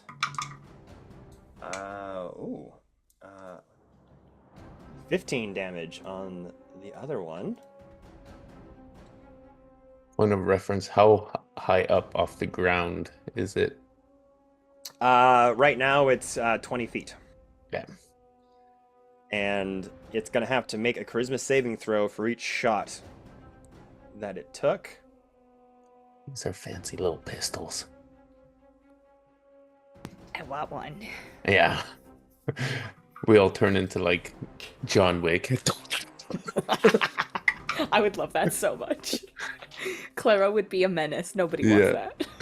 I have an idea. Do Okay. it. Do it. Oh, we have to I wait. will. So, it succeeded the first save, but failed the second save. As these bewitching bolts go out of the holsters of these very heavily metalled armored dwarven guards. Stand down! These bolts of arcane energy sift through the air. This sort of pink and dark purple coloration. One hits kind of in that ribcage area. The other one hits through a wing. And you just see these electrical tendrils release from the impact points, go up the neck of the pterodactyl into the eyes. And you see this sort of subdued look on the pterodactyl. Down! Get down! And the pterodactyl just it starts to slowly descend as it has been charmed. Sick. Thank God, because that was my next. I was gonna do it if nobody did. That was just one of the pterodactyls, the small ones? The big No, one. that's the Those big are one. just little The flies. small ones are for show. Oh, okay. I see. Now, at the end of our turn, I need Taylor to make another strength saving throw. Okay. The end of your turn? Because everybody's gone, so. Yeah. Okay. So many moving parts. Sorry. No, it's all good. Great. Strength save. Let's go! That is going to be. Oh god. 25. Yeah. This Taylor's as, like, upgraded. Yeah, as the roots kind of like kick and try to wind their way around his legs, trying to make him restrained as he's laid down. He is able to break out of it, I suppose. Oof. So as he's being he's down on the ground for the moment as rock knocked him out. Ooh. I don't know if this makes a difference. It was an athletics check, not a strength saving throw. I apologize. I'm still gonna guess that he passes based on that roll, but I just want to check. Yes. Yeah. Okay. Yeah. So yeah, that rock hits him square in the face. The rest of you start to position yourselves. The dwarven soldiers start to shoot at the pterodactyl with the arcane pistols. Starts to get charmed. Starts to lower itself down. The Taylor knocked on the ground, your druidic energy is starting to summon the vines and the woods to be manipulated. It starts to wrap around their ankles, wrap around their arms, and around their neck. And I forgot to mention earlier, they have this sort of metal collar, this sort of jeweler solid metal, dark metal piece that goes around their neck. That kind of almost like two snakes almost intersecting with this deep green jewel around that, like almost like a choker around their thick neck. And as the piece of wood starts to wrap around their neck, he suddenly gets enraged. He goes, ripping the vines and the woods out of the ground as he starts to get himself back up. Okay, that is everyone. Yep. Yeah, and I should also note that the ground is difficult terrain for him. For 60 feet. Gotcha. Okay. He will use half his movement to slowly get up as Taylor starts to rip the vines out from the ground, throw them towards the sky as they careen down back into the stadium.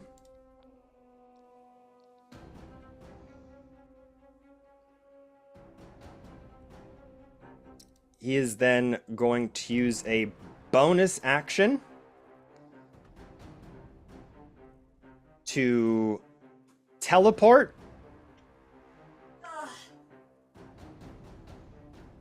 Teleport. right in front of Hermitha. Our backline. And I need...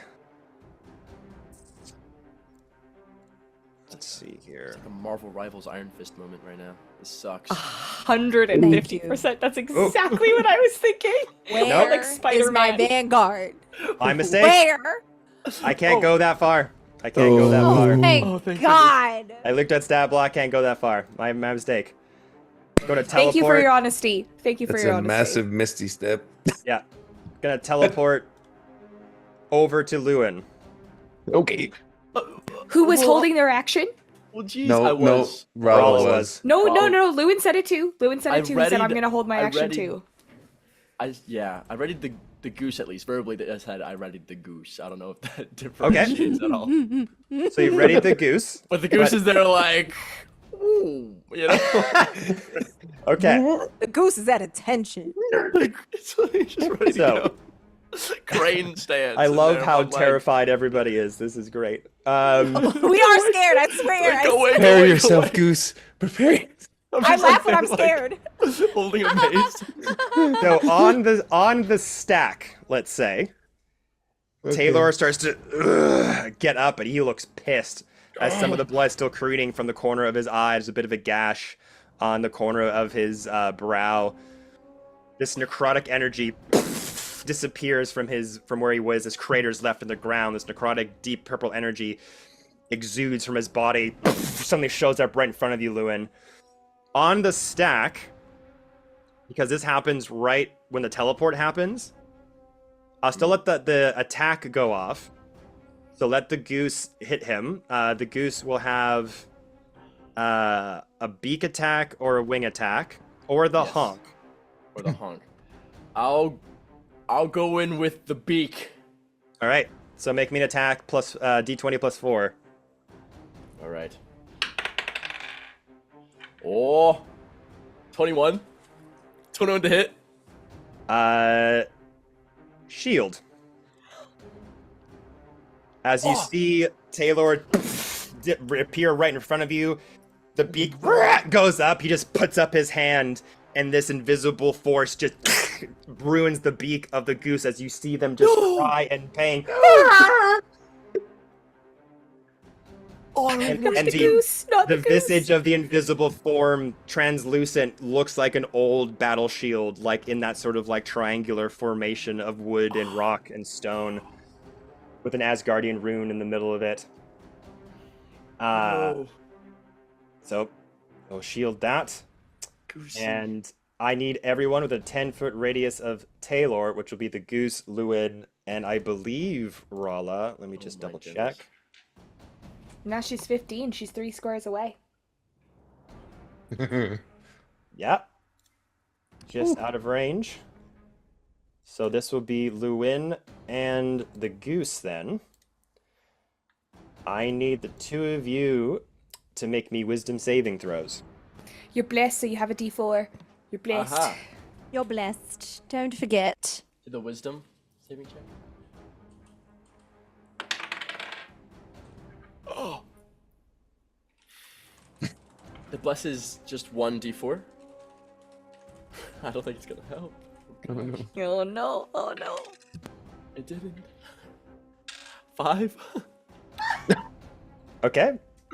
Cool. Okay. Roll me a wisdom saving throw for the goose. It has a +2 to its wisdom. Oh no! Wow. Not the baby. +2. +2. Okay. I hope the goose is wiser than Lewin. He's so much wiser than me. He got a 16. Yeah. Bless the geese. So, 16 was the DC. It's like 3 times my wisdom. But as this happens, Lewin, the necrotic energy blasts from Taylor as they get their hands up for the shield. The beak knocks off. Is it necrotic? So it's necrotic energy, not Okay. damage. Not- But okay, you alright. are now frightened Oh! until the end of your turn. Next. So be it. Goodness. No. So be it. Alright. Honestly, that's not the worst. Mechanically, frightened is okay. I'm already half afraid of the goose, and Loon is just like confused and is like overstimulated as hell on this weird freaking thing that just broke its beak. And that was bonus action to do that? That was a bonus action to do that. Oh, goodness. Oh my gosh. He is then going to make a swipe at you, Lewin, as he gets 2 attacks. I have a vendetta against this guy now. Go for As he just shows up, this aura just starts to envelop you. You sort of breathe in the necrotic fumes, and these flashes just start to emanate in your mind. Your worst fears coming to reality. This resolve that you had, this confidence, starts to buckle as you start to take in the environment. Everything that would normally shake you starts to. You start to feel a bit of vertigo from how high up you are. You start to see this towering figure over you, and you're not sure if you can best him. You look at the size of them. You're not sure if this is someone you can wrestle to the ground. You start to look at your friends and worry about them and how are they going to survive this. Your resolve just starts to crumble in front of you. Taylor reaches under his many layers of fur and leather, pulls out this rather gnarled and twisted staff with a bit of a coupling on the side, shakes it, and this massive beam of energy comes out of it in this dark purple and pink energy, like a scythe, like an arcane scythe, and he takes it out and it says, "You should not have come here today. You follow a false leader." And just takes it and shoves it into your rib cage. He's going to go for an attack. Holy. Can I reaction on that? Do you want to know what the result is before you do? Yes. Okay. That attack is a 28. Wouldn't help. Holy. Okay. I take it. I take the damage.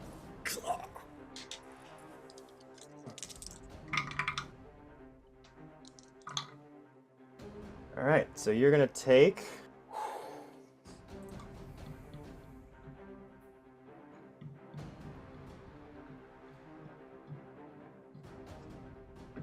That's a lot of 28 slashing damage plus 16 necrotic. Okay, I believe. Let me confirm. I have resistance to necrotic damage, Mm-hmm. so I can half that. Is that what that does? Yep. So you Yeah. take 8 instead of the 16. 8. Okay. All right. It's I mean, 34. And he gets 2 attacks? He's now, after he does that, sticks into the side of your rib cage. It's cold and hot at the same time. He then takes his scythe out, and then he starts to back away from you. You are frightened. You could do an opportunity attack, but it'll be at disadvantage. I'll Do- take Yeah. I'll take it. Yeah, I'll take it. Does Okay. the goose get one too? Technically, yes. Okay. Their Okay. shield, I believe, stands It's until the still end up. of turn. Yeah. It's- So you'd have to it's- beat a 24.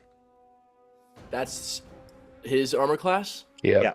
Holy, okay. And this is only an attack action. I can't do Yeah. anything Yeah. else. It's just straight up attack. Okay. Straight up Morningstar then. All right. All right. Ooh, ooh, ooh, ooh. Disadvantage. So there's 1. That's 14. And that's an 8. So it's 8 plus my hit, which is 7. No. 15. 15. Do I get bless on this? You do. Yeah. You do, but like You're not gotta gonna roll make like 24. a 9. Yeah. 16. So. So close, so close. I was right there. The goose has a Right. chance to hit him if it gets a natural 20. Goose. Needs a My main nat man. 20. Here he goes. Might as well. Might as well. Might as well. You got to take chances when you can. Ah, I thought that 0 was next to a 2, but it's a 1. It's a 10. Ooh. Okay. It's okay. You were halfway there. It's freaking goose. Lock in. Quack, quack. Taylor takes a couple Quack, steps quack. back. Their arcane scythe by their side. They lift up their hand, and through their wrapped, massive palm, a blast of that same coloration from the scythe. This blade goes into the handle of the staff and blasts it towards you. It'll be another hit, and I think it's advantage because you're frightened. Let me just double check. No, actually. A frightened creature has Oh. this attack deck rolls while the source of fear is. I'll take it. No, please. Please don't hurt him. Too bad. Please don't hurt our Louis. Yeah, you have disadvantage on attacks. I don't have advantage on you. Okay. And he can't move closer to the source of his Yeah, fear. you can't move closer to me. All right, so this is a straight roll for me. Rawl's just watching me. It's a Absolute 17. Cutscenes right now. 17 misses, I think. Does 17 hit your armor class, Lewin? No. No. You tough Doesn't. boy. Ugh, I still got armor on. His bravado. This massive bolt of energy almost hits you, and you're still reeling from the huge hit that you took. You're able to just dodge out of the way. Shoots wide. That will be Taylor's turn, Damn. as they're going to use, what is that, 5, 10, 15, 20. Step back a couple feet. You look Don't up at, forget that they have Difficult, very, this yeah. is all difficult terrain, so Oh. they can only go half movement. yeah. So they'll get about there. Actually, you're right. He used half his movement to get up as well. So he'll move just about there. Looks up pterodactyl. Whistles up. Cheddars his lips. Oh, actually, no. Yeah. He starts to whistle. He looks back as the pterodactyl is confused and is starting to lower itself to the ground. It goes all the way to the ground itself. It's now perched on the land and it's shaking his head, trying to shake off whatever's happened to it. Ooh. Okay. That'll be their turns. So at the start of the turn, is that actually a tree or are either of those things next to Taylor trees or are they shrubs? Shrubs. Apu. Yeah, that one tree kind of falling off the edge on the main one, but Yeah, you got a big tree right here, and you got Yeah. a tree over here. mushrooms No, I on the know. I was side. just hoping, okay? I was just hoping. It's just a bird's eye angle of a tree. Yeah. Shrubs are just tiny little trees. Can I cast Ice Storm between the two of them, between the pterodactyl and Taylor? Oh, cook. Sure. Cook. Is that concentration? No. No, ma'am. Claire's go big or go home.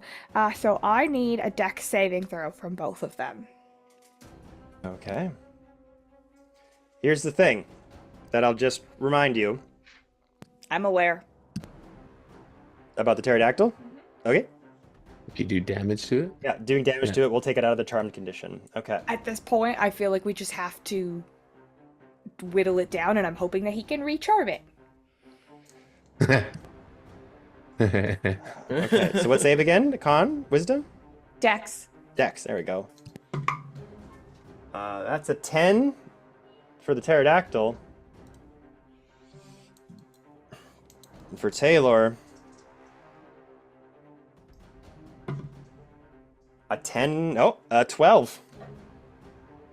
Okay, so they both fail. Oh my god, So I've been waiting for excited. my high-level druid stuff, finally. So that'll be 8 bludgeoning damage to both of them, and...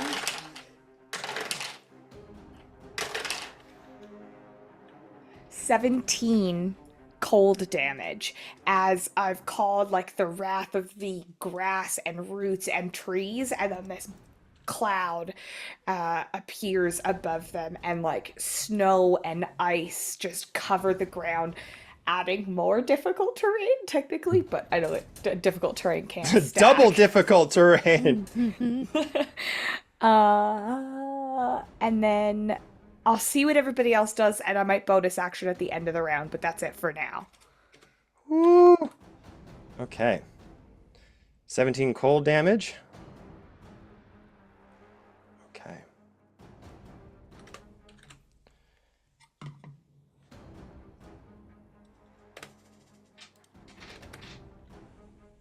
Okay.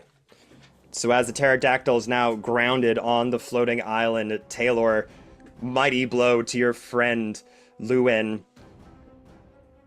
You start to use the very molecules in the sky, the clouds themselves, to read the cold from within, the frost that has held within the molecules of these clouds to your advantage, as wisps of cold and wind kind of gravitate towards your feathers and your hands, and you just boom, like a massive bomb of ice and shrapnel just explodes in all around you. You even take a bit of a cloud and huck it towards them, as just bombs of clouds and shrapnel and ice just start to hit one after the other onto Taylor and the pterodactyl. Pterodactyl's looking not hurt, but it's taking a lot of damage. The shrapnel pieces are going through its leathery wings, and it's crying out in pain. The irises that were solid black come back too, and you see that it has its resolve again. So, if I have a feature that says at the end of each of your turns, because we're doing group initiative, would it be at the end of everybody's initiative, or just when I'm done going, could I do it now? It's at the end of your turn. So whenever, I guess, you want to dictate that your turn is over? Okay. So I want to retcon saying that I was done and I'm not going to be done, because this will help you guys if it works. I want to throw another stone at him, and then I want to try and restrain him. So bonus action, call another rock with like my telepathic nature magic to hit him, and then this is just a thing that happens at the end of my turns. He needs to do a strength saving throw. So I need to make a ranged spell attack. It will not hit, because that's like a 11. Okay. Is the restraint like a tree, or is that how? Yeah, it's roots and vines Okay, like okay. erupt from the earth and like grab onto them. Okay. It just says any creature on the ground. So yeah, I do need strength saving throw.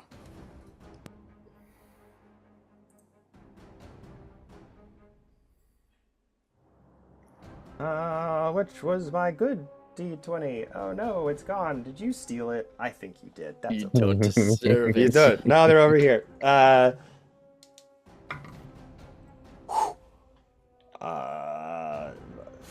23. Yeah, poo. I'm gonna jump across. Yeah. Okay. Give me an athletics check. Yeah. A million. Well, 19 plus 9, so 28. All right, action to jump across both islands onto the other side. Okay, there's my backup. And I am going to move right there. Gotcha. Alright, Okay. Cap and Right Buffy. in the way. Thank you. Thank you. Stay away from my new friend. Will I be in range? Will I be within 60 feet if I'm here? I can't really tell. I So don't 5, want to count. 10, 15, 20, 25, 30, 35, 40. He's about 50 feet away from you. Okay, and then the bird is even further, isn't Yeah. it? 55, Dang it. 60. Yeah. So, I wonder if I can. So, if I leap, does that overextend my movement? Because if I leap here, would I be within the bird's range? Would I be 60 feet from the bird? If you leap there, 5, 10, 15, 20, 25, 30, From the bird. 55. Oh, I'm so close. So an Okay. Action to jump. It's Yeah. an action Yeah, to jump, yeah. I'm pretty sure it's an action. Okay, if anybody wants to go while I redo my plan, please do. Otherwise, I might end Oh. up just leaping over there. Action and jump and movement. What do I have for I don't think I have anything for bonus I can do. Yeah, my bonuses are Nope. not very active. Very spell-like, but not very active. Okay. I think that's what I'm going to have to do. My friends are leaping into action, and I'm trying to leap where I can. It's a short distance. It freaks me out. Toss me. They have to touch me. Toss yourself. Toss yourself. That one comes as mine. I try to leap. The dwarves are like, hey. Oh yeah, what have they been up to? They they're- have their turn too, yeah. Yeah, they have their turn after you guys are done. Perfect. Okay. Just look at the bird. What the hell is leap that? over there. Do I have to roll? For jumping, yeah. All right. Here we go. Are you Thank blessed? God. I am. Thank the Lord. Yeah. I'm gonna add my d4. All right. All right, so that's +1. So it's my dex. I never remember what my jump is. Athletics Athletics. Oh God. or acrobatics. Yeah, either or. Oh, thank God. Okay, okay. Very cool. 14. 14. Okay, just enough. Just enough. Oh my god. I'm desperately trying to get closer to them. Yeah, so you're This just... is how we lose Hermitha. She falls Yeah, I off the rock. Nobody's That's it. there. Nobody's there. to Very catch. possible. All right, you're all getting to the fray. Hermitha jumps over to one little floating rock over there, position themselves. And then we've got the dwarves. Do you want them to keep shooting at the pterodactyl, or do you want them to shoot at Taylor? Switch to Taylor, please. Okay. Can they shoot and charm? So yes, they have, with their bewitching bolt, the target has to make charisma saving throw, and if not, they are charmed until the start of its next turn. Maybe one at each. Yeah, let's split them. Why? It's the peace sign. It's the peace sign. It's the peace sign, and then I think this was what did the fireworks. Yeah. There Yeah. we go. Dun-dun-dun-dun-dun-dun! We're winning the battle. Fire everything! All right, bewitching bolt at Taylor. Miss. Dang it. Bewitching bolt at pterodactyl. Hit. Pterodactyl was an easier target. That's for sure. Okay. So, And then we also still have Rala Cav, don't forget. yes. Yes, there you go.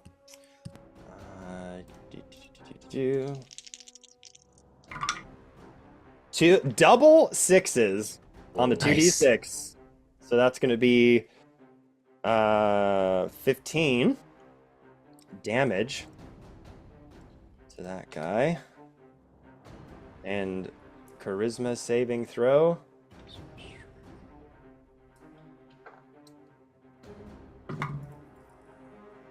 That's a natural 1. It is charmed again. Oh, thank Stand goodness. down, Bessie. Stand down. They're doing Nice. so good. Good call on recruiting them, Hermitha. Rala I needed will all the backup. approach Taylor. The dwarves are doing that? Yeah. Yeah, That is super sick. Yeah. That is super sick. they're arcane pistols. That's awesome. So Rala will move up and start whacking on Taylor. Okay. Do you want them Let's go, here? Rala. Yeah. That's my Okay. battle bro right there. Because I'm guessing the other side was. So she'll pull out her blood spear and start attacking with that 2 attack. That is a 14. Miss. And again, better. 27. 27 will definitely hit. 1d8. Oh, I gotta get my d8. Come here. Come here. There you go. 6 plus 4 is 10 damage. And she will spend 1 key point for stunning strike. Mm-hmm.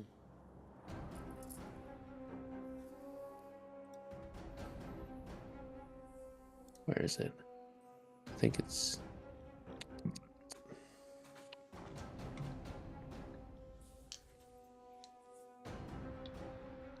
It's a con save, I believe. Yeah. I'm just trying to find what her save is. Natural 20. Never mind. Okay. Bonus action, flurry of blows. Well, Oh, she does get a D4 with these. That's nice. Because you guys are in my radius. So that is plus 22? 22 to hit. Yeah. Hits. Is your shield still up, or is that just the end of the turn? Oh, actually, it's at the end of their turn. Yeah, I'll shield again. All right. Second flurry blows hit. It's probably not. Nope, that's way less. Okay.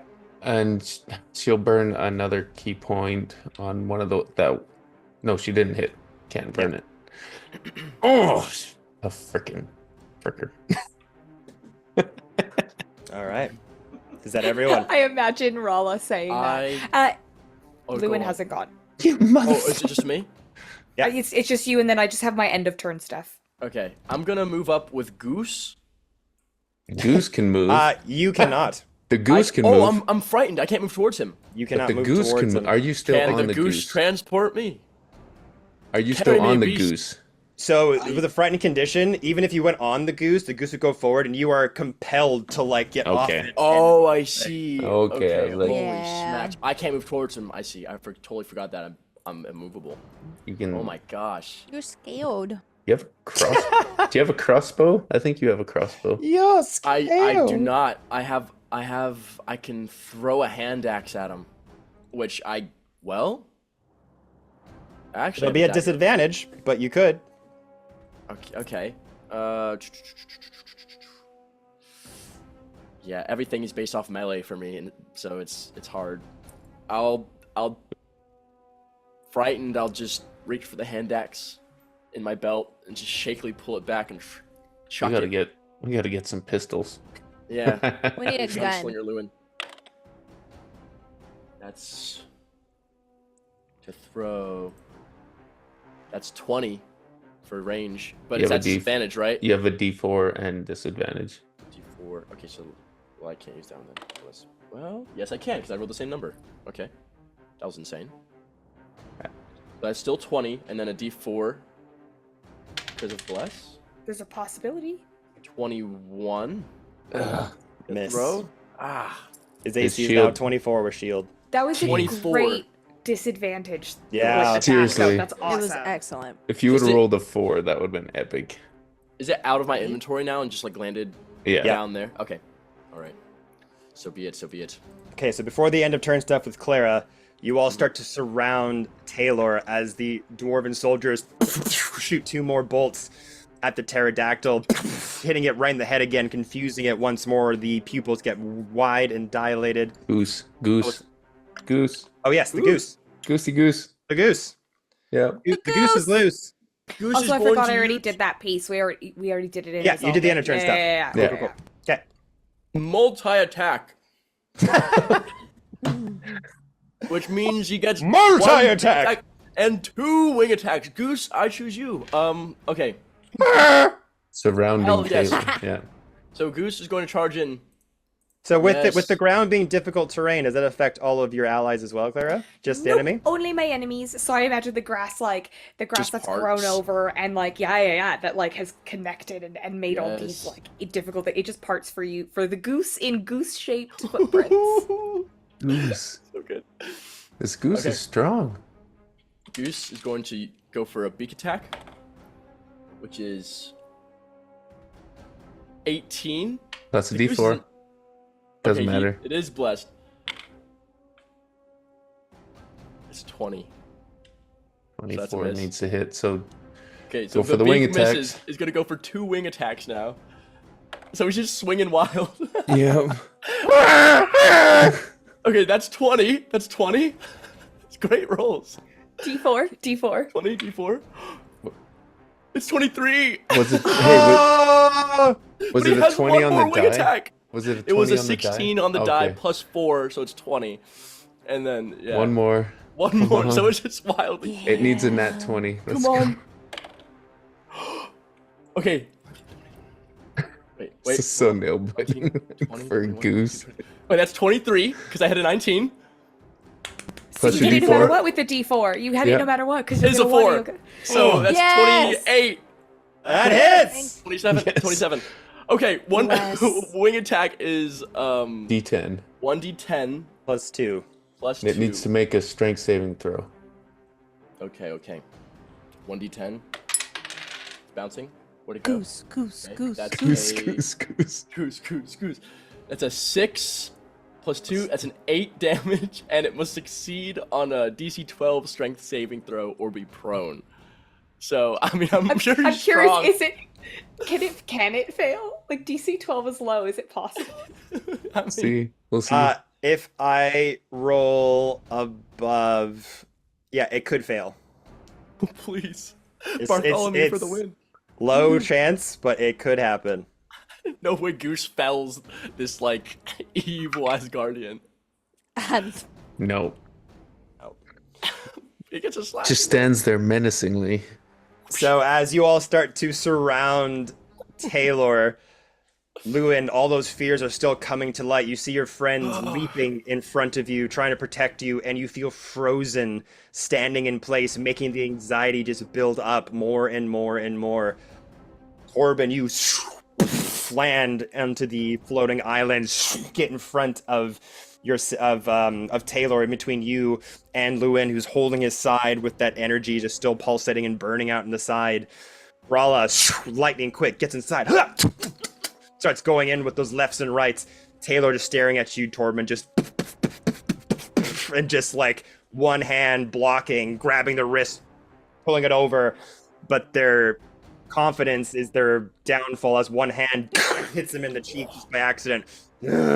Looks over at Rala, distracts them just enough for this massive goose head to go and just like come out from behind and just barely misses as one part just gets him inside of the other cheekbone as the razor sharp beak makes a gash on their skin with a little bit of blood pouring down as they are getting a little overwhelmed, yet they are still very powerful, holding their own.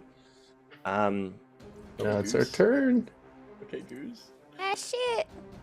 Now it is their turn. Oh, I'm so nervous. This is actually Like- scary. This is the first time we felt the pressure. I think a little bit, right? He touched me and half my health went gone. first time we felt the I mean, he I'll have hasn't- you know. Hermione has been stressing this whole time. Welcome to my world, guys. Since we left Crystalbrook, okay? Period. Before Loki got a hold of him, he was a wizard. So there could be some stuff coming. Don't say that. Don't give Kevin ideas. I imagine Torben stopping the battle to say before, like literally full in character. You know, this guy used to be a wizard. Some Loki lore. I have told you Got some that spells he's up like his sleeve. gifted in arcane and used Yeah, it too. gosh. I wouldn't be surprised if he cast a fireball right now. Oh, Don't add- do. Shut up. Oh my god. just at his feet. Did you know that he actually doesn't have the ability to throw fireballs? There you go. There you go. Thinks it. He's just a nerd with a confidence problem. So, as he sees himself surrounded, And having rolled on the recharge, his body starts to shift again as that purple energy wraps around him. Sharply disappears, and with exactly 40 feet of movement, Oh no. Oh no. lands right behind you, Hermitha, as this towering figure suddenly appears before you.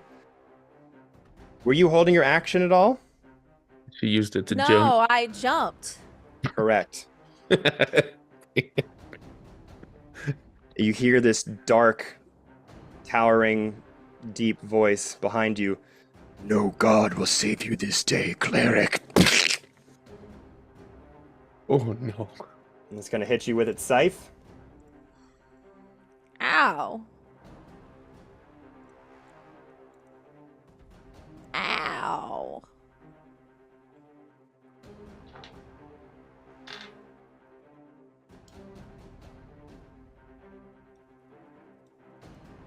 Oh man, I had everything here, and then it went away.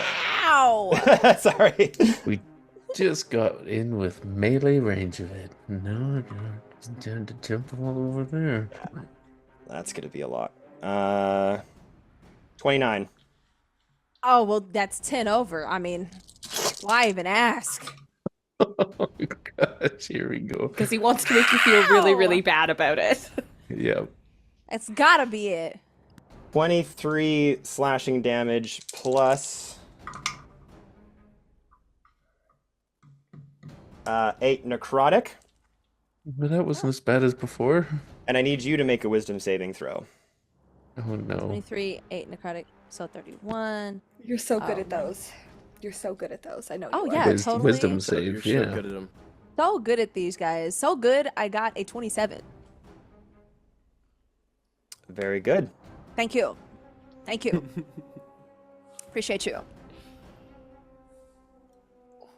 And he's gonna make another attack. Oh Yeah, no. I figured that. Guy's always doing that. Chill out. Right? He's always doing that thing over there. He's always trying to hurt us and junk. I don't know. Right? But Weirdo. this isn't at you. As he takes a dagger, throws it at the pterodactyl. I knew it! I knew he'd do this! Break the charm. That's smart as hell. This guy's clever. That is going to be a 27. It hits. I told you he was smart. No. Smart. 10 points of damage. As the pterodactyl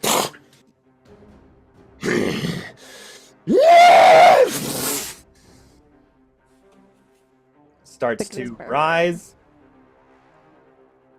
And Of course, he's the biggest bird. Indeed. starts to get very upset. Gosh, man. That thing is scary as hell. Starts to climb up around 15 feet, moves within 10 feet of Torben, Lewin, and Rala. And Goose. And Goose, and you're staying way over there, Clara. The wings now. start to flap strongly. You see entire clouds start to get enveloped around the gravity of the wingspan of this creature. The veins turn to sparkling lightning bolts as the light starts to crackle. Thunderstorms almost emit within the shadow of this thing's form. And then a massive... A thunderous boom comes out from its wingspan as it hits all of you, and you struggle to keep your feet on the ground as electricity and thunder hits you directly into the face. I need you all to make me strength saving throws. Oh my goodness. Like, not me and Hermitha, though, right? Like, Just Not everyone who's me. in 10 feet. Okay, thank you. This is like a tornado of thunderstorm coming at you. 21. 24. Strong. And Rala. Oh, Goose as well. Right. Wall of strength. Wow. Mm. 15 for Rala. And the goose also has to make a Mhm. okay. He doesn't have a saving throw D20 plus a strength mod. plus strength modifier. Okay. 11 for goose. Okay, so the goose will get the full brunt. No. I should never Okay. have taken him out of his pen. He's tasted adventure and died for it. No. So what was Ralla's save?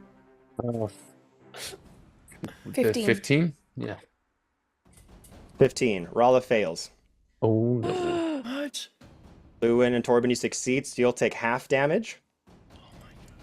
As this gust of wind and electricity starts to surge through your body, Lewin, you take this at disadvantage because you are frightened. Oh no. You need to Wasn't make the another roll. frighten only until the end of his next turn? Oh, who's- sorry. Who, I think who's that's blessed? Yeah, Who's so it's- blessed? it's- And blessed. Rala's blessed. It was until the end of his turn. That's right. Oh, Gosh. blessed. I think it just turned 18 off. for Rala. Yeah, until the end of that creature's turn. So Rala you're got not frightened. Oh, thank 18. gosh. 18 still fails. She's, oh my, whoa. That's crazy. So those that failed, you're gonna take 20 Oh. damage. 20 thunder damage. And be pushed 15 feet back. Lewin starts to fall. Well, I mean, Rala starts to fall. I do get Or pushed back? she's... Is Rala on You, the edge? Torben, you're right here. Lewin had a 21. Do I still get it if I saved? Yeah, Or- if you saved, you're pushed back 15 feet. If you fail, you took 41 thunder damage and are pushed 30 feet. Oh my gosh. Goose takes 40 damage? 41 damage 41 and is damage. pushed 30 feet. if this goose dies, I don't know if I can come back from this. It does not have a lot of health points. So Taylor or Torben, you're right at the edge here. I'll let you make me a dexterity saving throw at disadvantage to catch onto the end. That's just for Torben? Yeah. Okay. That's an 8. You both start to fall. Does bless not help here? I'm Wait. not sure. Yeah, it does. But, you know, that's a It's 12. like barely. That's a 12. It's a fail. What is The happening goose. 5, 10, 15, 20, 25, 30. right now? Whoa! Rala. Really Goose! 5, 10, 15, 20, 25, 30. Wait. Oh no. Oh no. And he's right there. No. All of you, with a thunderous boom, see the goose smack against the head of the side of the rock stone island, starts to plummet.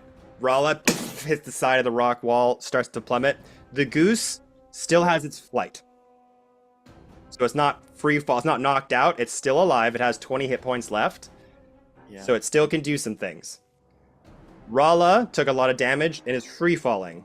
On their turn, they could still put out their wings and try to gain some traction. But Lewin and Torben are free falling at the moment. And it's we're- now our turn. That is Correct? correct. Okay. Okay. How much? Step back. This is a Hail Mary moment. I can step back, right? Opportunity attacks. We will get an opportunity attack on you. Did it Oh. use its reaction though? Oh yeah, he used shield. Yeah. I'm such a Pathfinder player. I'm so sorry. You can 5 move. seconds You can later. move. He used his reaction to do shield, so you can. Okay, You won't get it. Good. And Pathfinder, it never provokes. So it's like, oh, right. So I step back. I watch my friends plummet. And I look back, Clara, I know we lock eyes. And I just know we have to go all out.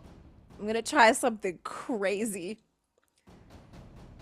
I try to cast Gesh on the pterodactyl.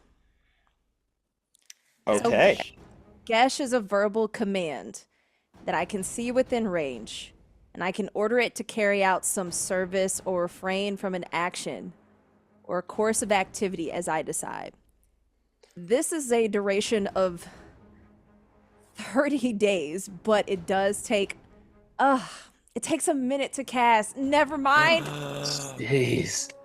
Oh, Never mind. I would have had to have started with that. I looked through all my options. And jeez, I can't run from him. I think all I can do is actually try to like hurt him. Clara, if you have anything, because literally frozen in I'm frozen in oh my god. I can try, but it won't affect till the start of his turn. Right. Could you So use your vines to reach reaction catches? That's no, before. not mechanically. how much can I get done in one action? Because I have Bonus action, like your move bonus, and then an action. That's your action economy. Okay. Can I use an action to tie a rope to my Morning Star and a bonus action to throw it? And try to tangle it around that column that's at the edge right there? I don't know if that's... Maybe a move, because you can't move Right, really I because you're can't. falling. My No. movement- You Oh. you can do stuff, but like you already aren't moving, so maybe you could use it as like a move action. That's how I'd see it. The goose is falling. Rala can fly if she wakes up. If she's not unconscious. I wasn't My sure about wings that. don't fly. Yeah, yours are that's just what I was- flavor. Mine are just... they're- I just remembered something. You get on the goose and Rala catches Torben. I have those fairy wings. Yeah, you do. Yeah, you do. Yes, you do. Yes, you do. How is it? Is it bonus action activate? It's an action it's an activate? action to activate the wings. Can I? Because I want to just reach out and grab Luane and activate the wings. You guys that are too next much? to each other. That wouldn't be. He can an grab action. onto me, or sort of thing. Like Yeah. yeah. All right, so I will do that. Oh my gosh. So on I your just turn, remembered that.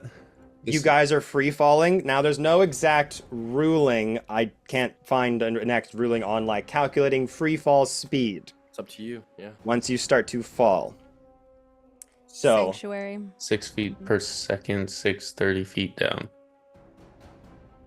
In one turn. there's some things that are like you fall like 100 feet each round, which is like insane. That does not. That's not real. Yeah. Yeah. So here's what I'll do. 9.8 I'll- feet per second. That's acceleration. I could do the math. Hold on. Yep, that's exactly right. We'll That's just go exactly 10 right. feet per second to simplify it. So how many seconds passed? 6. So you've fallen 60 feet. Okay. So I and the can- wings, yeah. did we clarify the wings? Like, is it just gives you flight of your movement, or what was? So I can't remember if we actually ever identified I don't the think we did. wings. I short rested, studied them, and that's supposed to let you It was know like the in our properties of it. downtime. Yeah. So it basically gives you a flying speed equal to your movement speed. Okay. So if we clasp hands, I suddenly recall these fairy wings. I'll like just slap them on the back of my And the visual's wonderful. I have So we'll say I'm just gonna move you guys to give you a visual of where you are.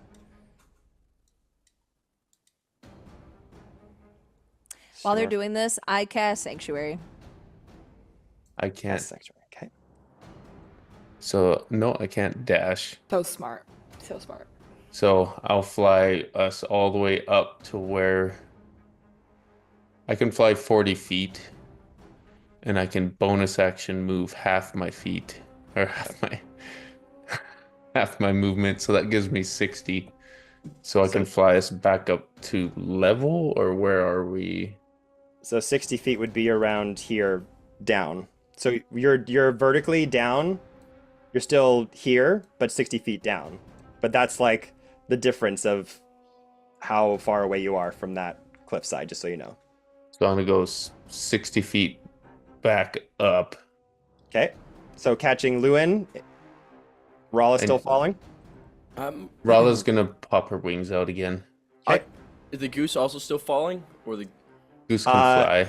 The goose can fly, but in this sort of state, it fell with you guys 60 feet, but on its turn, it'll also be able to fly up. Okay, as Torben grabs me by my arm or whatever on the way up or down, I'm going to just shout to the goose and command it through the bestowal of Clara's thing, and I'm going to just shout, "Grab the gith!" And as I hold on to Torben. Okay. So Goose I was is gonna expecting grab. fly, you fool. Fly, you fool! Well, actually, it does have a fly speed, so technically it wouldn't fall. It would just float Yeah. because it wasn't incapacitated.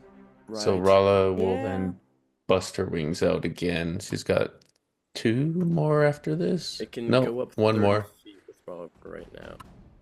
Rala can fly 45 feet per round.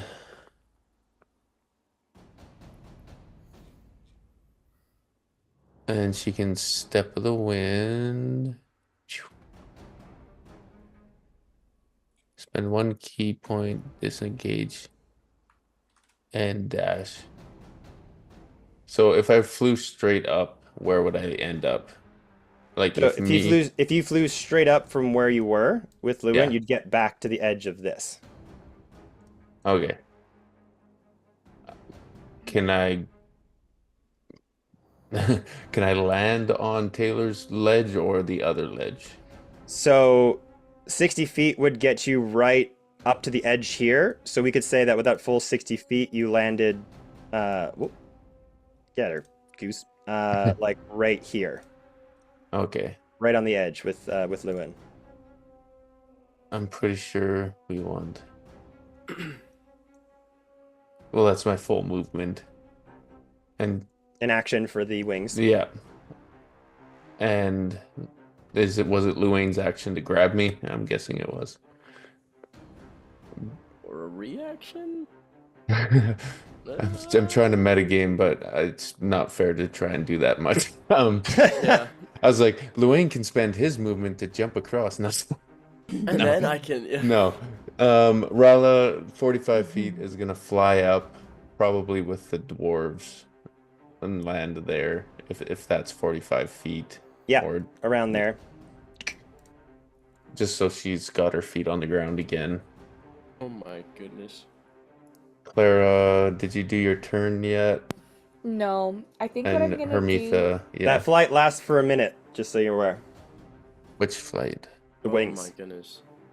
It lasts for 6 seconds. Or my wings last for a minute. Yeah. Okay. Okay. 10 turns? Yeah.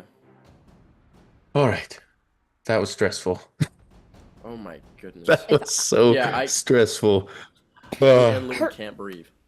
Hermith, are you moving back to that island where you are? Regretting whatever I did initially. Yeah. Okay, Need some distance. Oh shit. Did you cast Sanctuary? We still have the. How long does your Myconid connection last? It dropped when I did the Wrath of Nature because it's a concentration. Got it. Got But it. that's okay. That's I mean, okay. That's okay. You're out of my way. I just needed you to move one way or the other, so that's okay. Sorry, Hermitha, Oh, did you use good. your action for Sanctuary? Yes. Can I not move? It's an action to jump. You gotta jump. Yeah. Oh, the jump. Okay, well, So- I'll just... Dang it. Jump. Do you want to jump?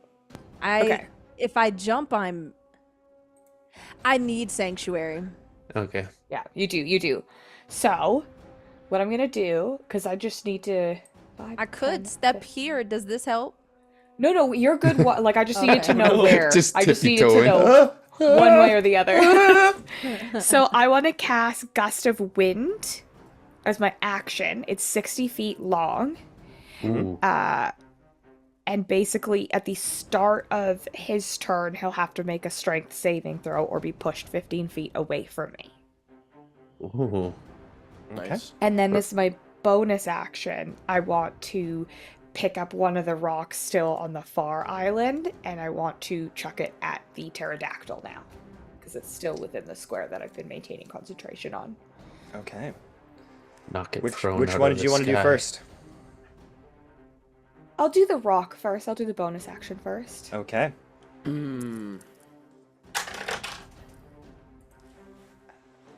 21 to hit. That hits.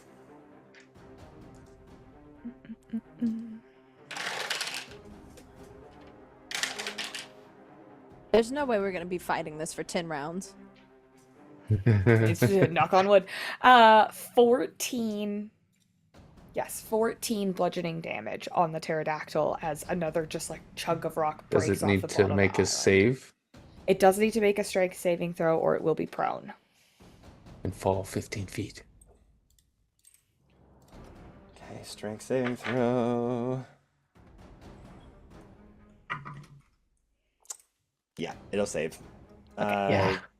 25 or something like that. Okay. Now your gusty wind. And then I'm gonna move over here and just like whirl kind of a retaliatory but smaller tornado against Taylor, and that'll be my turn. And at the start of his turn, he'll have to make a strength saving throw. All right. So once again, using those vines, chuck another massive boulder at the pterodactyl. Starts to its wings like struggle to keep it up. Those electrical veins, those thunderstorms start to be quieter, start to subdue a little bit as you just rocked it. Still floating in the sky, but it was a good hit.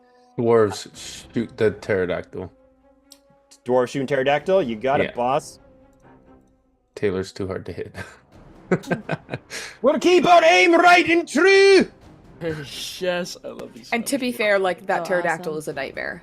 Yeah, that what it that's just scary did. as We hell. don't want it to do it again. Is it still looking very like the size of this thing is gargantuan? It's Oh, as big as God. it looks on the screen. We haven't hit it, have we? I hit it It's- with 2 javelins. It's been shot a few times. It got hit with It's ice. had rocks. Yeah. Okay. Yeah. Sorry. So it's looking hurt. It's definitely bloodied. Okay. So it's got like the scars and the blood and everything is falling down its sides. It's struggling to keep up. You've been battering it quite. Those boulders took a lot of damage from it. But it's still got a bit of life left. But yeah, it is bloodied for sure. I rolled. What was I rolling for? Forget. Oh, for the Strength dwarves to shoot him. Yes. Yeah. I got confused. That hits one of them. And one just misses. So this will be 6 again. It's the 11. Too bad we didn't get like the 15 of these guys or whatever. We're all I know. we're on So firing cool. squad. Points of damage. And another charisma saving throw. It matched the DC, but it has a -3 to charisma, so it fails. The eyes once again. It starts to just breathe in pain. Its beak hits the ground as it starts to float down again. Good. You know, they're like a sustained faster gush. I love it. All right. That's the dwarves. Is everyone else gone? I haven't. Or Okay. Or is it my turn to you. get back up and stuff? Yeah, it's your turn to Okay. get back up. You aren't frightened anymore. I can move around and everything. Okay, wait. You use something to grab onto me, whether it was an action I or. did. Yeah, That's an action? bonus action. Can you just like interaction? Yeah. Can it be an action? Sure. Okay, because I'd like to use my bonus action to, while I'm here, to use Know Your Enemy, targeted at Taylor. Okay. So it says I can discern immunities, resistances, and vulnerabilities. Can I target an ability that we've seen him use? I think you get all of it though. Well, my thinking is Lewin has watched him teleport, and Lewin is trying to figure out, does he need to see where he's teleporting? Can he just Yes. think of it and be there? Because if we can somehow blind him or cover his vision and push him off, he can't get back. So that's my thinking. So I'd like to use Know Your Enemy. Lewin's just going to basically stand his ground here and just look at his Asgardian stature and try to discern if he can see how that works. Okay, so know your enemy. Does that work instantly, or do you need time to focus? It's You've seen him for a minute. it's a creature I can see 30 feet from me, and that's all it says. Okay. A So bonus you action, can learn yeah. all abilities, or just one specific one? It says you can discern the immunities, resistances, and vulnerabilities of a creature you can see. So Immunities, resistances, and vulnerabilities. No. if I can't figure out ability, I'll go with vulnerabilities then. Okay. So immunities. He's got immunity to necrotic. He's also immune to frightened, and he's resistant to piercing, bludgeoning, and slashing damage. Okay.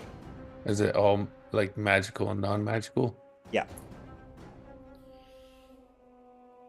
So he's literally Loki.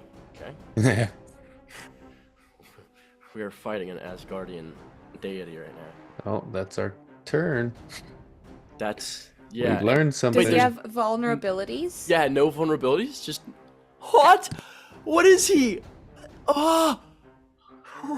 I'll try it, guys. I tried to find an opening. I tried to find a crack. No, it There's was not- good. It was good. That was You really learned smart. good, yeah. Because I was gonna do Jesus something necrotic on my next turn, so that I was actually gonna really also helped. try to frighten him, and I know that I can't. Yeah, so resistant to bludgeoning, piercing, slashing across the board. And immune to necrotic and for being frightened. Yep. So, with Hermitha, with you having the sanctuary on you, it makes it so you can't be the target of attacks. At least a target. Is shoving an attack? Yes. Okay. Yes. Okay. Okay. You're the DM, Kevin. Come on, you Kevin. can decide. I Come know. on. I did it. I wanted to see your face. Oh my god. Yes. Excuse my face. You I can't son hide of my a bitch. emotions. Don't make excuses for yourself. It was beautiful. It was awesome. Great. Thank you. Thank you so much. I need a strength saving throw from him though, because it's the start of his turn. Ha! Okay. Good things Gust. come to those who wait. Oh, Okay. actually, while we wait.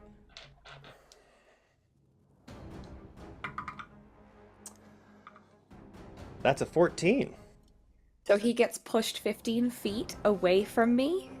So like here.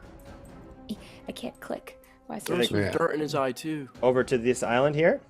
No, like in the There's an line angle, that I'm yeah. at, there's an angle. Yeah. So like into the hole between the two. Yeah. Yeah. Yeah. There's a reason I went where I went.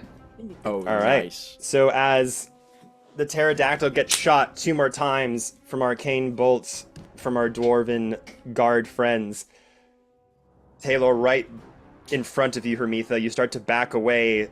A crumble of stone and rock falls off of the edge of the floating tiny island you're on. You watch that pebble just fall ever so far into the earth below. Keep holding on to your symbol of Hestia. Not Hestia, sorry. Your symbol of, Yeah. Oh, it is Hestia. Yes, yes. Yeah. You It is ate. Hestia. Praise. Symbol of Hestia around your neck as you just hold onto it, praying for dear life as this towering figure starts to lumber over towards you. Then all of a sudden, boom! This mega force of wind just sinks Taylor away from you. How funny would it be?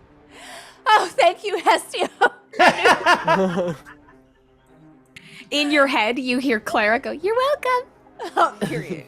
But since they are near the edge of one of the cliffs, just like I gave you a chance to grab on, so will Taylor. How evil is this guy? Is he like, is he evil, or is he just like corrupt? He's giving evil. Yeah, he's evil, isn't he? It was a natural Open. one.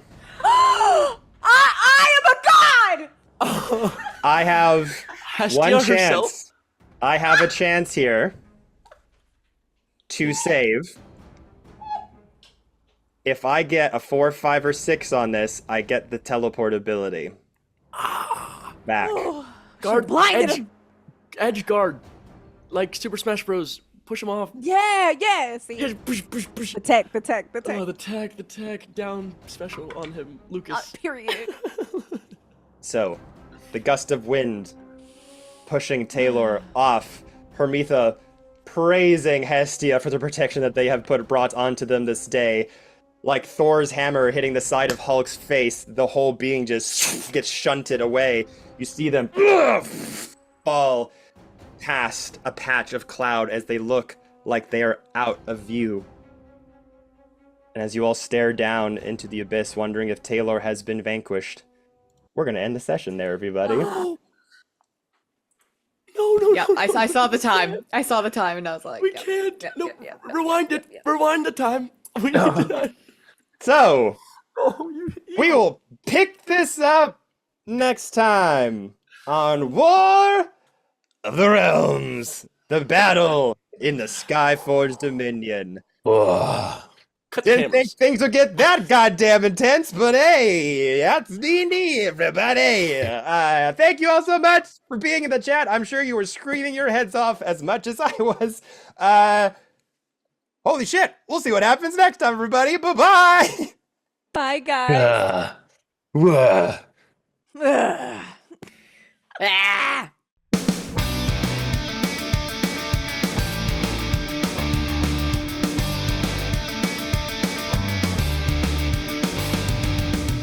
I would grab Hermitha. I'd be like, "Well, we're out of here." I'm leaping off immediately. I'm Yeah, not staying up yeah. here with you. It's done. Why don't we get a pterodactyl? That's bullshit. Oh, we get a Get stupid a- goose. Freaking goose.